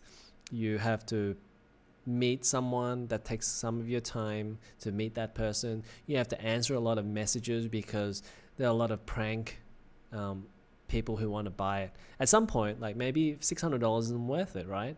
A lot of people in the chat were telling me, hey, people are going to scalp it if there's $1 available for profit. Maybe they're right. But if we turn this chat to the newest,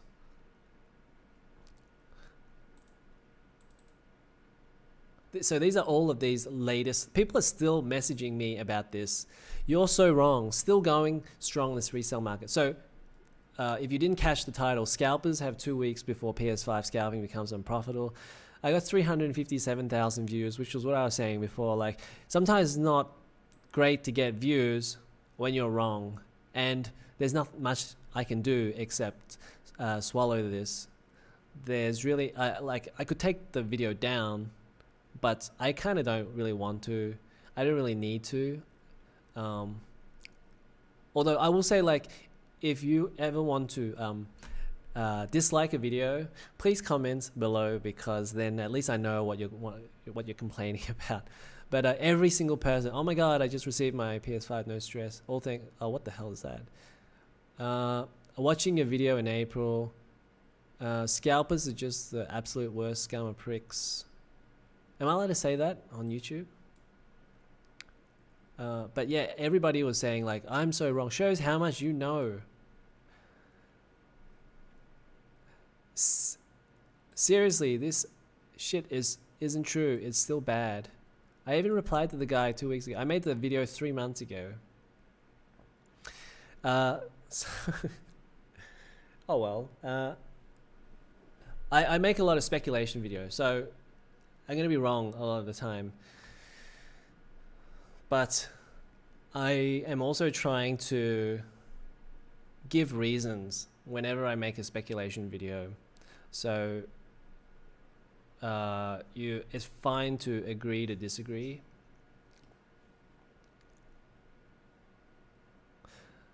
Linus gives such bad advice. Linus gives such bad advice. I don't think he gives bad advice. I think he has a pretty tough job looking after 13 million people. I think ultimately his number one goal is his channel doesn't die, or I guess he needs to continue growing. So that's his priority. That's his main concern. So his secondary or third concern might be the accuracy of, say, his testing, for example. He still wants to have accurate testing. So maybe what you're talking about might be the fact that I think Cortex attacked Linus the other week, and I talked about that in my live stream, and he was saying that the games that they were using for testing wasn't really that applicable because they were kind of old games. Like, he was wondering why people were testing with like Resident Evil 3 or I don't remember what the games were. Formula 1 2020, CSGO, MS Flight Simulator. But overall, like, I think that 6700 XT review wasn't really wrong in the end. Like, even if you say there's a bad suite of games, was his conclusion arguable? Like, I think he was right about what the 6700 XT was. So I think as long as he comes to that conclusion by the end of the video, I don't think it's that problematic. His overall goal is to make his video interesting as possible. So the reason why he put CSGO is because maybe like 7 million people that watch a show play CSGO. So, I mean, that's his audience, 30 million people. The Cortex, he has 100,000 people watching his channel. So, and then they're maybe the most hardcore of hardware people that are probably wondering, hey, why are you testing CSGO? But there's 13 million people that Linus is looking after that play CSGO.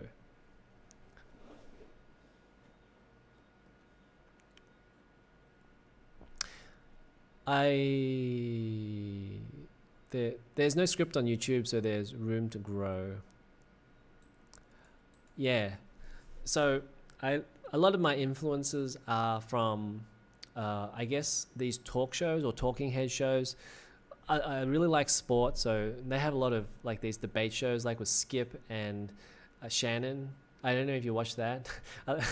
They're pretty good at what they do. Like, you can't take everything they say literally, but Skip and Shannon are actually really good at what they do. And even Colin Coward is really good. A lot of these talking head shows are really good. That's kind of like the stuff that I like, which is why we have this channel the way it is. And of course, like on YouTube, I really like Kim Iverson and Jimmy Dore, Carl Kalinske, those type of guys. So they're really good at what they do. They're just unbelievable. Like, the amount of talent that you need, like, to be able to make fun of something at a notice, like, is really difficult. And to keep it entertaining as well. Yeah.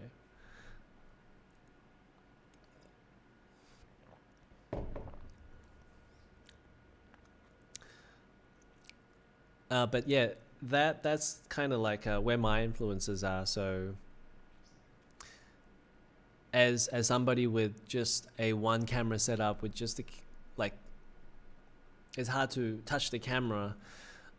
It's hard to, well, like, where can you take YouTube with this? And also, by the way, like, it's a lot of work to take the camera and shoot it with a script, getting the right shots. Then it becomes more about videography, and it's probably part of the reason why I guess maybe I only have like 9,000 subscribers, because at some point people really like flashy videos on YouTube. So that's why from time to time I do make, say, like the 3090 video where I do a time lapse of the 3090 and changing the thermal pads. And then if I have some of those videos, maybe they will stay there for a while and people can come back to them, people can search for them, and then I'll have that kind of audience growing my subscriber base as well. But predominantly for ease of use and ease of getting videos out there and talking about information, talking about it with people, is what I want to do with the channel. Like, I want to talk to you guys. That's the first priority for me, to talk to the people in the stream, because that's what I was missing when I was on forums. When I was on forum, nobody would talk to me, and I found that a problem. Like, why am I typing this message if nobody's talking back? I'm just going to go and do it on my own YouTube channel and just talk to a wall because, you know, it's exactly the same thing.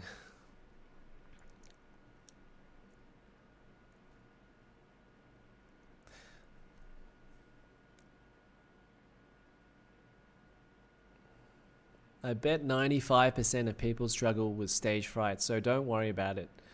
Yep. The first live stream I had, yeah, I worried about it. And even when you don't do it for a while, you kind of worry about it. But I definitely worry about it a little bit less than the first live stream. And I don't suggest anyone go back and watch my old videos, but yeah, really bad. I leave them up there to kind of see the progress, I guess. I also, by the way, like 1 year ago, I'd never been in front of a camera before. Like not even taking family photos or family videos or anything like that. I wasn't really the type of person who was in front of the camera. I was kind of the person behind the camera more. Aussies have many tech YouTube channels. Oh my God, do they ever? But you know what I want to see? I want to see like more girl tech YouTubers from Australia because I'm not really seeing that. Maybe you can recommend some, but I'm actually surprised. I'd like to see more girls that do YouTube channels in tech. I think they do really well. Like look at iJustine and look at tech testers from the Netherlands, from Nada. She's doing an amazing job. But in terms of the Aussie, hey, let me know which Aussie tech YouTube channels you guys watch. So I watch Hardware Unboxed, obviously. And I want to know, are they the biggest Aussie YouTube tech channel? Is that right? Would they be the biggest? Then I watch Jared's Tech. He seems like a pretty cool guy. I watch Gear Seekers. I had no idea, actually. I didn't know that he was from Australia. Well, I mean, like, you know, I was just overwhelmed by like how good his videos actually was. I don't think I could ever get to that. So that's another reason why I do these chat shows. Yeah, there's a lot of tech YouTube channels out there. Oh, of course, Tech Yes City. I really like Brian from Tech Yes City. A really genuine guy. And of course, like IFD Designs. Do you guys watch IFD? Unbelievable what they do with their PC builds.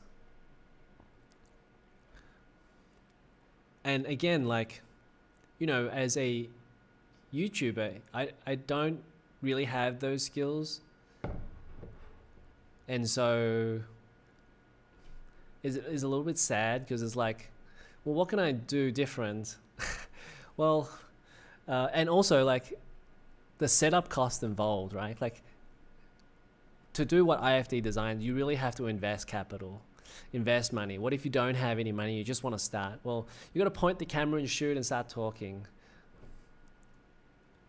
100%, Mr. Cuts TV, Tech Yes. He's awesome. IFR. Is it IFR or IFD? I thought it was IFD. So I guess it's IFR. But let me go back to the chat. Okay.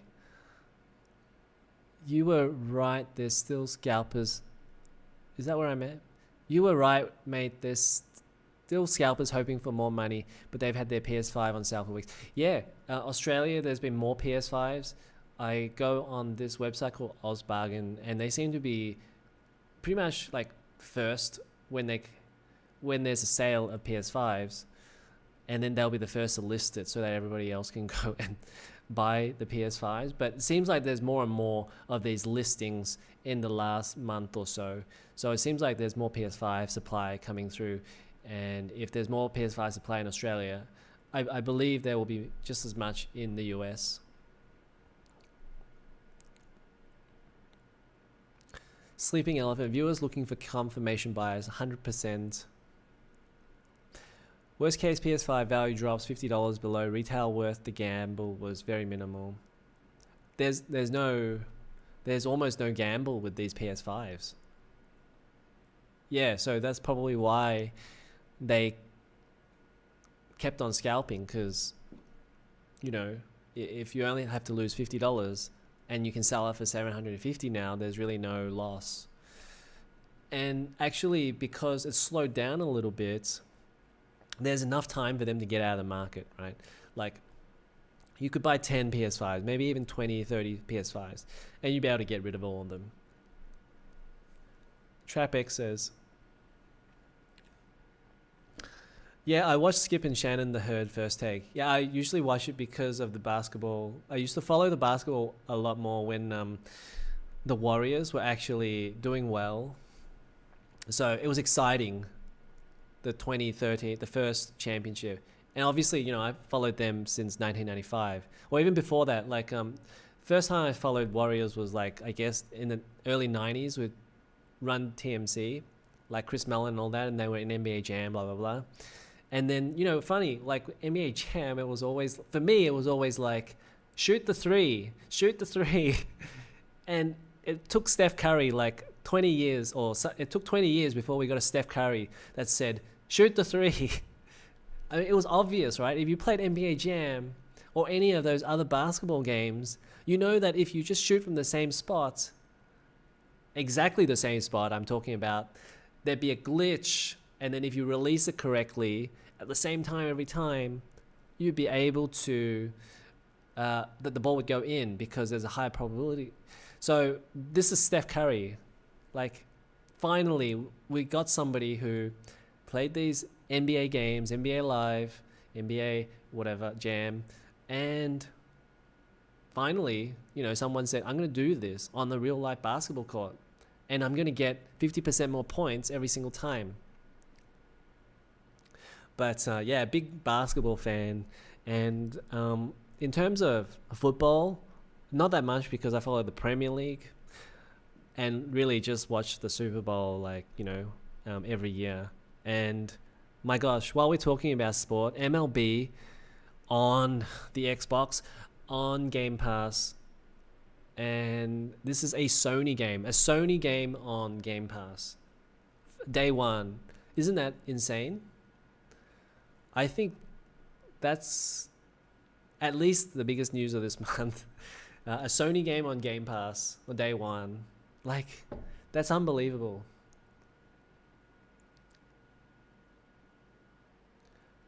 TrapX, you need to pick a good time as they'll talk too much on Cowboys and LeBron. Yeah, the last couple of years I haven't really followed it as much. I haven't watched as much NBA because we've had Clay out and then we've had Durant has gone.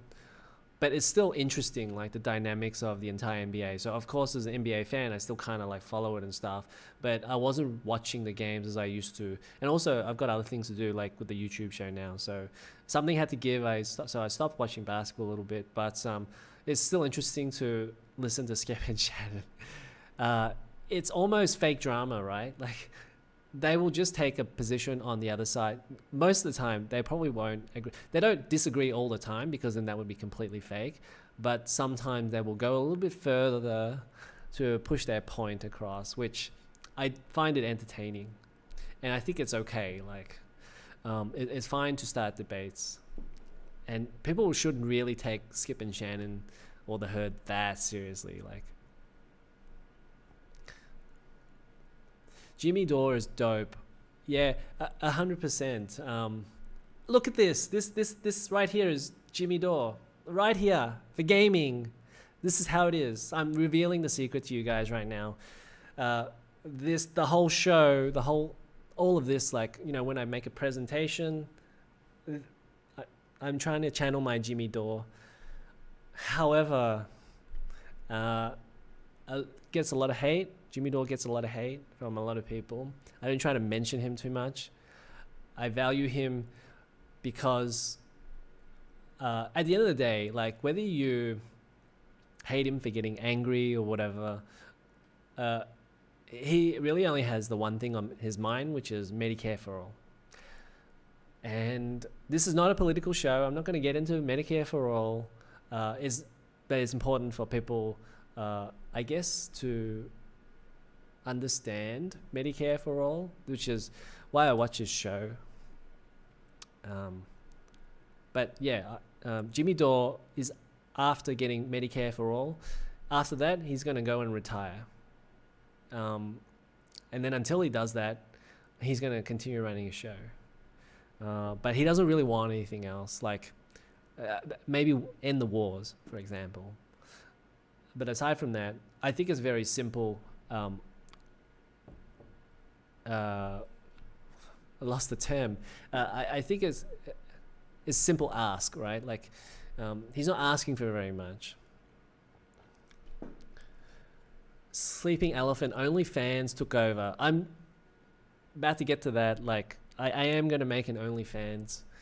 I'm just trying to think of the content I'm going to do for OnlyFans because it's a very crowded market right now. And I think talking heads wouldn't really be enough. I think maybe you have to do more on OnlyFans. They're pushing the boundaries there, so need to think about like what I need to do there. But the first thing is like to do this channel, get 1 million subscribers here, like Linus, and then go over to OnlyFans because that's where the real money is made, okay? Maybe Jimmy Dore should do OnlyFans as well because then he'll get more money. Sorry about that. I shouldn't do that into the microphone. But I don't have a problem with OnlyFans. Hey, by the way, do you guys remember this video? I did a video on Mass Effect, and a lot of people were commenting that I was against butts and boobs.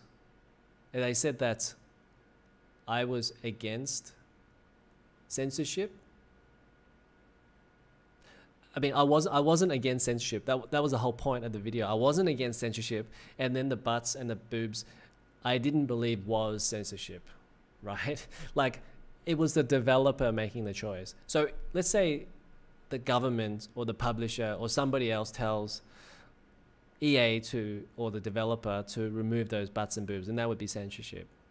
But if the developer removes it themselves on their own accord, and we have to trust that the developer is doing this because of his own artistic preference, like he decided that, okay, maybe I don't want this shot anymore, then the butts and boobs thing, then that's why I said it's fine for them to take it out because it's their movie. So if it's their movie and they want to take that shot out, then maybe they want to update it for a game that was like basically 15 years old at this point. And 15 years ago, we had other type of priorities. So the reason I bring it up is because when I was actually doing my Skyrim video, and it took me ages to do the Skyrim video, but there's a ton of boobs in Skyrim. There's a ton of boobs and butts in Skyrim. I have zero problem with all of the mods on Skyrim. I've been wanting to say this for like the last couple of weeks, but I was like, this is fine. Like, it's not a problem. And Mass Effect is also fine if like you want to mod in your own butts and stuff. Go ahead and mod it in your own butts and stuff. But it's not really censorship, at least in my opinion, like for the devs to go and remove it themselves. So that's what I wanted to say.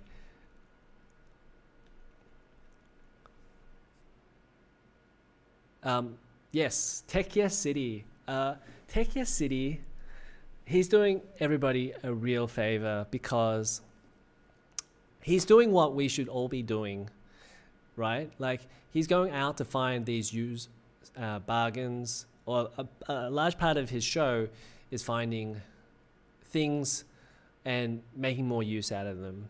And I think as consumers, we probably should really be going that, or thinking about that as an alternative. Like, we don't have to always think about, well, do we have to get this 3080 for $2,500? Maybe this old 1060 for $300 will suffice for what I need. And I think that's an important message because they tried to censor this message from Mr. Cuts TV, and they asked me if I wanted to show or hide the message. What was I going to say? So I think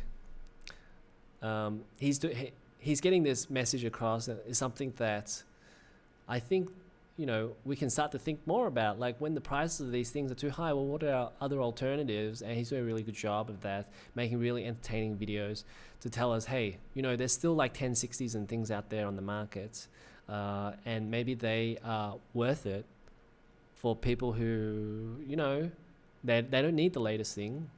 They can make use of something that's still reasonable. Like, you could go play a lot of the games at 60 FPS today, just not at the ultra settings. And I think a lot of people, it's good for them to hear that, because I don't think the prices have grown as fast ever in the entire PC space, ever in the history of the entire PC space.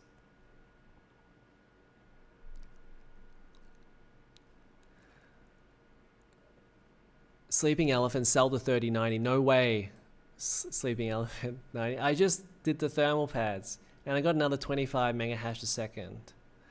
And so I don't know what that is. Maybe like another $2 a day. So up from like $10 a day to $12 a day. So the 3090, I'm happy to mine with it for now. And I think as long as the temps stay in about 70 degrees, 80 degrees range, and I'm pushing it now. So I left it in the 30-degree room, and I'm expecting the temps to be about 85-ish, around there, mid 80s, degrees Celsius, by the way. I think, yeah, is hashing at like 120 mega hash a second. So I'm happy with that thermal pad change, and I don't think anyone should sell the 30. By the way, if you sell your cards, you're effectively saying that you think the 3090 or any of these cards are not going to make as much money later on. So if you're a miner, you probably wouldn't sell your card most of the time, like, unless it's not useful to you anymore, like you want to sell it to a gamer. But I think as a miner, you believe that already, that's it's more profitable to mine with the card than actually selling this card. So it depends which side of philosophically you're on, whether you think you can make more money mining or whether you make more money selling the card.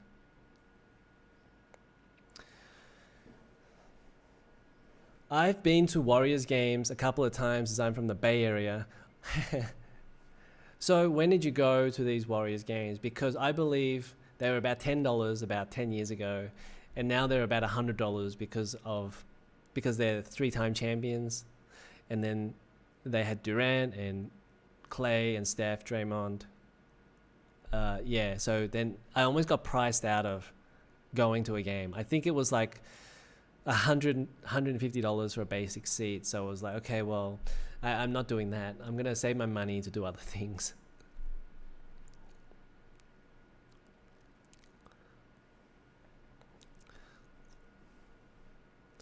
But I think there was a really bad period for Warriors. Really bad. Like, we're talking around 1999, 2000, something like that, where they won 19 games. And literally, they were the laughing stock of... They were basically the worst team in the league. And there was really no hope for them because they had really bad ownership. It's a funny thing with ownership, like, what is good ownership, what is bad ownership? Like, but anyways, in terms of results on the basketball court, the ownership didn't make good calls, at least on the front office, in getting the right players. They got a ton of dud players. It was just such an embarrassing time for the Warriors. Like, almost literally every time they picked a person, they would turn out to be a dud.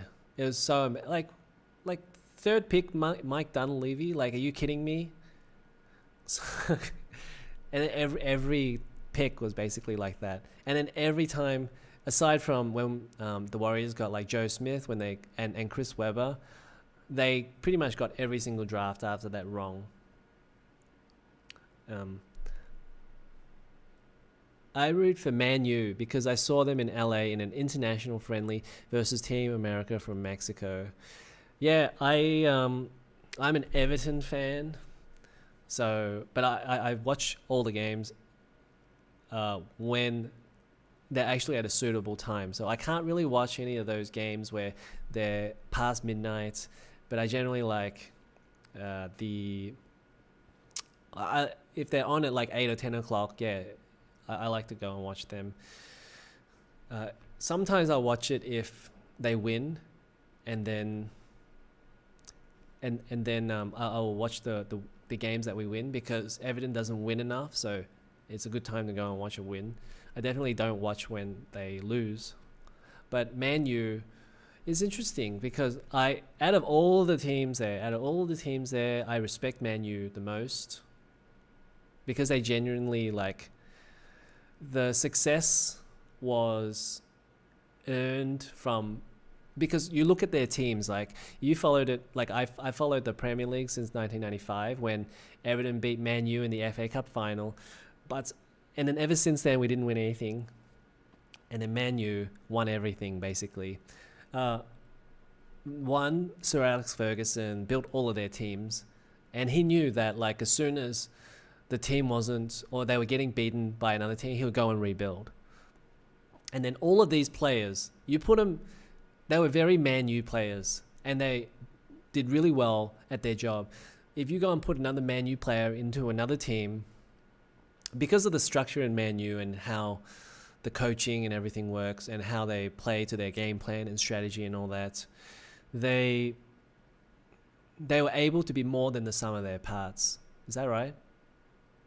Yeah, they're more than the sum of their parts. They're better than what their individual value was. Which is funny because now you got guys like Pogba who maybe like individually he might be more than when he actually is in the team. So, you know, you have 100 million player, but then he doesn't play like it. Then maybe that's the type of team that you have right now. But out of all of the teams, they always performed better than expected, which was really incredible to me. Because like I look at the team and I go, Darren Fletcher, like what? And then all of those other players, I've forgotten all of them now, but they had a good team. They were able to continually win the titles because like they always performed better than what they were. Tech Deals made an OnlyFans. Tech Deals is a funny dude. Tech Deals. I talk with, out of all of the people on Twitter, Tech Deals is the only guy that really, really talks to me. And I'm grateful for that. We don't always agree with everything, but I enjoy the conversation. I don't know if he knows that I have a YouTube channel because he's never ever replied or anything like that. But we talk about whatever he's tweeting on Twitter, and generally he's a good guy. But it doesn't surprise me that he has an OnlyFans. Because he seems like the type of guy that would create an OnlyFans. I just don't know what he would put on his OnlyFans though. I mean, I guess he would probably put his Pokemon cards. I think that's what he would do. I don't think he's taking his shirt off. TrapX says, watch Sips. Skyrim is hilarious. Watch Sips. Okay. I don't know Sips, but I'll go and watch it. You don't have to do that to show you like butts and boobs. Very informative and entertaining. Okay. I'll go and can I play it here? I mean,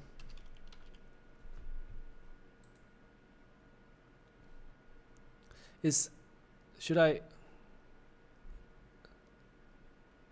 Okay, maybe.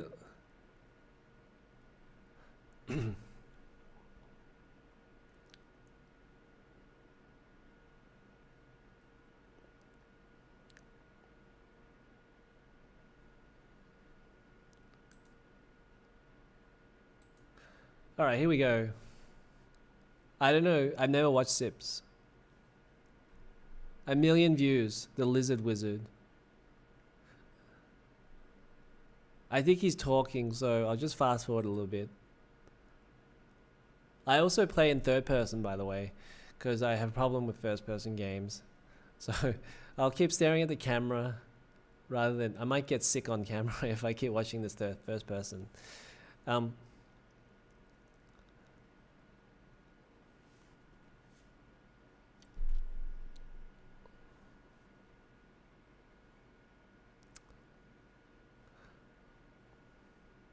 I do want to play more Skyrim though. So it depends on time. So right now I'm playing Yakuza Like a Dragon. I stopped playing for about a month because I had a problem with... Do you remember the nice hash thing where they told everybody to format their computers because they were concerned about Phoenix Miner? So I did that with 3 of my computers. I had to reformat everything, restart everything. Maybe you guys didn't know. I think that's probably part of the reason why I got less videos out in March. But I still ended up, like, if you include the live streams, I got 14 videos out. So that was why I didn't make as many videos. Mr. Cuts TV says, did you undervolt 3090? Yeah, it's down to 725 millivolts because that's pretty much the lowest I can do on MSI Afterburner. And I haven't used any other type of overclocking software or undervolting software. So I've just been using MSI Afterburner and I just left it at 725. And I think if you did it any lower, you'd lose some of that CUDA core, the CUDA core's performance. So then you wouldn't actually get the best optimized settings anyways. You're not putting in I think 725 is probably around about the right amount anyway for an optimized settings. So that's kind of okay how it worked out. But yeah, I don't really know how to undervolt under 700. Maybe you have to use another piece of software. I went to Warriors with Mullen and tickets were cheap, late 90s, 100%. I wish I went then, but you know, late 90s, Mullen was already like past his prime anyway. His prime was, I wanted to say 92, Dream Team. I don't think so. I think maybe late 80s, like 88, 89, prime Mullen, 25 points per game. But it wasn't really the era for Mullen.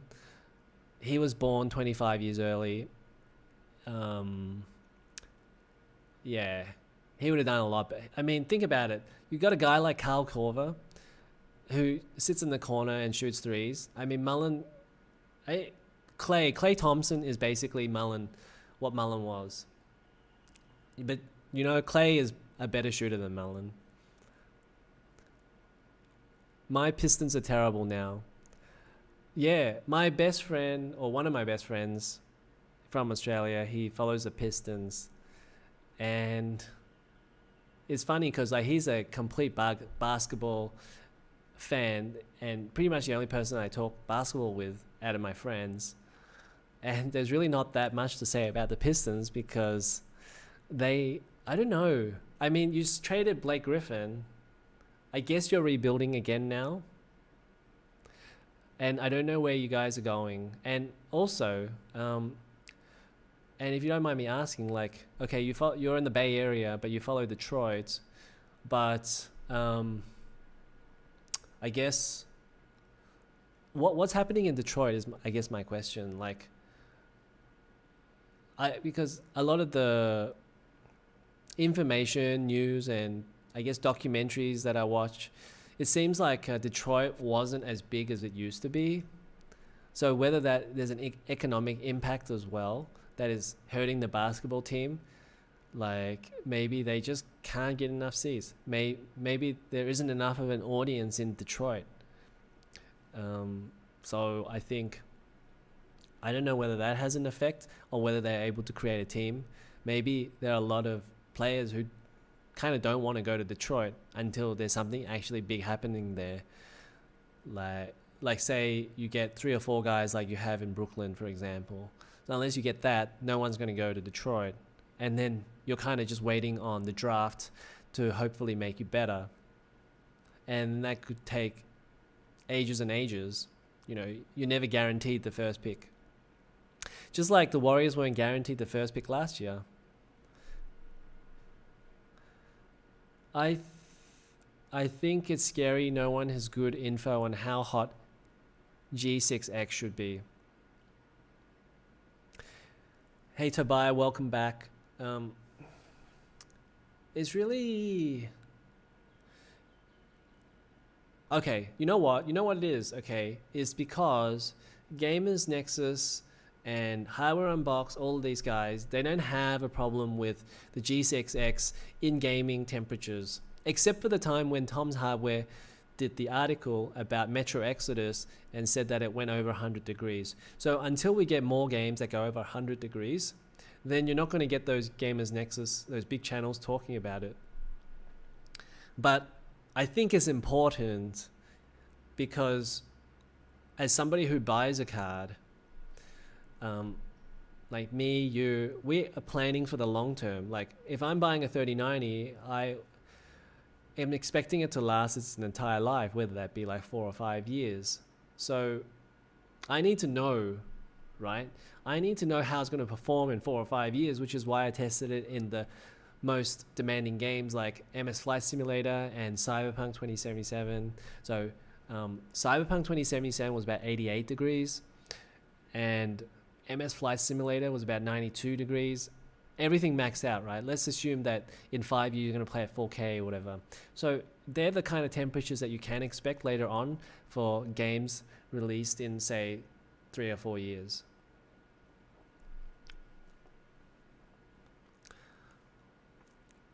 So that is why you're not hearing it about as much, Tobiah, because there's not enough games, there's not enough of a concern for a lot of these big gaming channels.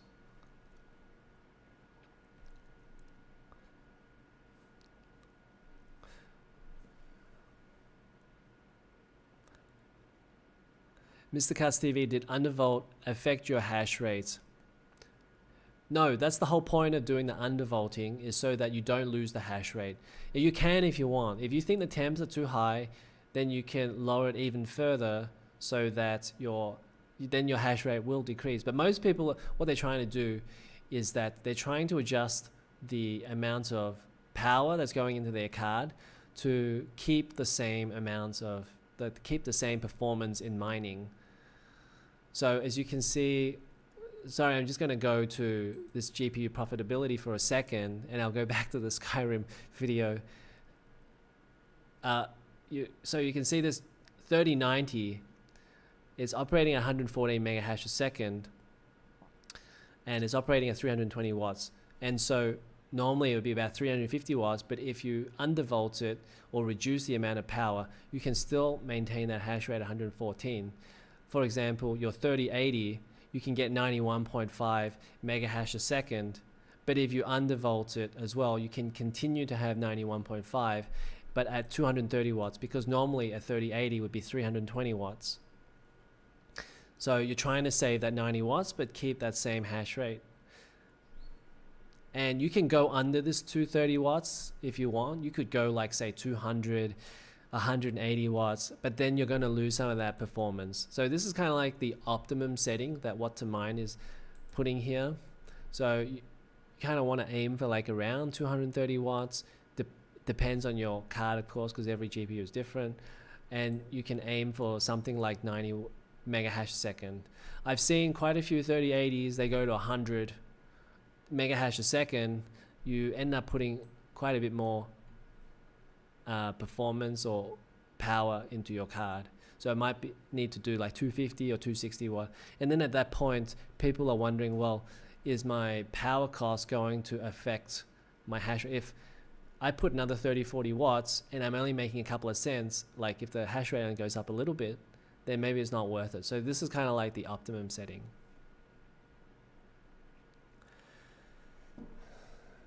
Okay, so we're kind of getting down to the end of the chat. I've run out of chats here. So I think we'll probably close it up. I don't know how long I've been here. So I think maybe 2.5 hours, which is quite long already, and maybe I'll stick around for another 5-10 minutes. We've still got 10 people here, which is the most people I've ever had in a live stream. So growing it little by little, and put your questions down, and I'll stick around for a little while longer. And then if there are no more questions, then I'm just going to call it a day. TrapX6 says, my dad was Lakers fan, so I went Pistons father-son rivalry. But then they were good off and on with Ben Wallace and Mr. Big Shots. That was the moment, right? That was, I mean, of course you could count like the 90s Pistons as well, when they had that massive rivalry with Jordan. But with the funny thing is, that was the only period where I didn't follow NBA as much because the Warriors were so bad. And so I missed a lot of the early Spurs and early Lakers stuff with Shaq going to Lakers and stuff. But yeah, my friend was pretty happy when they won that championship. The Pistons won that championship 03. I think they should have had 2 titles. I think they lost one to the Spurs, and I think they could have won that other one. And Grant Hill was good. And I think Grant Hill, I think, is the most disappointing story. I'm not saying he's disappointing, but he was so good. He was so good, and we missed out. We missed it because he was often injured, or he had his injury issues, and I'm sad about that. Like, if we had a healthy Grant Hill, I mean, you think about Grant Hill, Tracy McGrady, Anthony Hardaway. At that time, we lost 2 big guys. Vince Carter at the time was really big. Yeah. And Grant Hill might have been the best of the bunch. I wonder what the conversation is between Grant Hill fans and Tracy McGrady fans. Like, who was better? I need to ask my basketball friend, because I kind of missed that period. Like, peak Hill and peak what was it? Peak Hill and peak. I just lost the name of the guy. Grant Hill and McGrady. Peak Hill or peak McGrady? Like, who would you take? I would take Peak Hill. I would take Peak Hill because I think he might be a touch better in terms of defense. But I say that as an uneducated Hill watcher and fairly uneducated Tracy McGrady watcher who's only watched highlights from that period, because I didn't watch that many live shows. And back then, like in Australia, we didn't get any live games at the NBA. So there was no YouTube for live games. Sometimes we watch videos. So in terms of like the VHS tapes or DVDs or whatever it was. So that was really how we watched the NBA back then. And they would have, I think usually they would have like some sort of like 30 segment NBA show that they would have some highlights and stuff. But aside from that, NBA was gone from our channels quite a bit. And I think, and then I think around 2008, we started to get the NBA games back. And then, of course, after that, when people gained interest in the basketball again, there was no more NBA. And then that went to the cable TV networks. Okay, it looks like the chat has stopped. So I'm going to say goodbye. I think it was a pretty good show in general. I still need to work on the, I guess, segmenting each segment out properly. And I'm beginning to lose all the words because I've been talking for 2.5 hours. But I think, yeah, I've got to work on, I guess, the performance of this Livestream. You know who my influencers are. But yeah, hope to make it a little bit better, more entertaining as we get along. So thank you for sticking around. Thank you for watching the channel. Thank you for commenting on all of the videos. If you dislike a video, make sure to explain why in the comment section, because if you just leave a dislike, then I have no idea what you disliked. I can make a guess at what you're disliking, because maybe something offended you or you didn't like my opinion or whatever. But just put it down in the comments, because then we can talk about it. Because that's what the whole point of this channel is like a forum for you guys to talk about stuff. Okay, so I'm going to say goodbye and thank you for watching, and we'll see you again next time. Bye for now.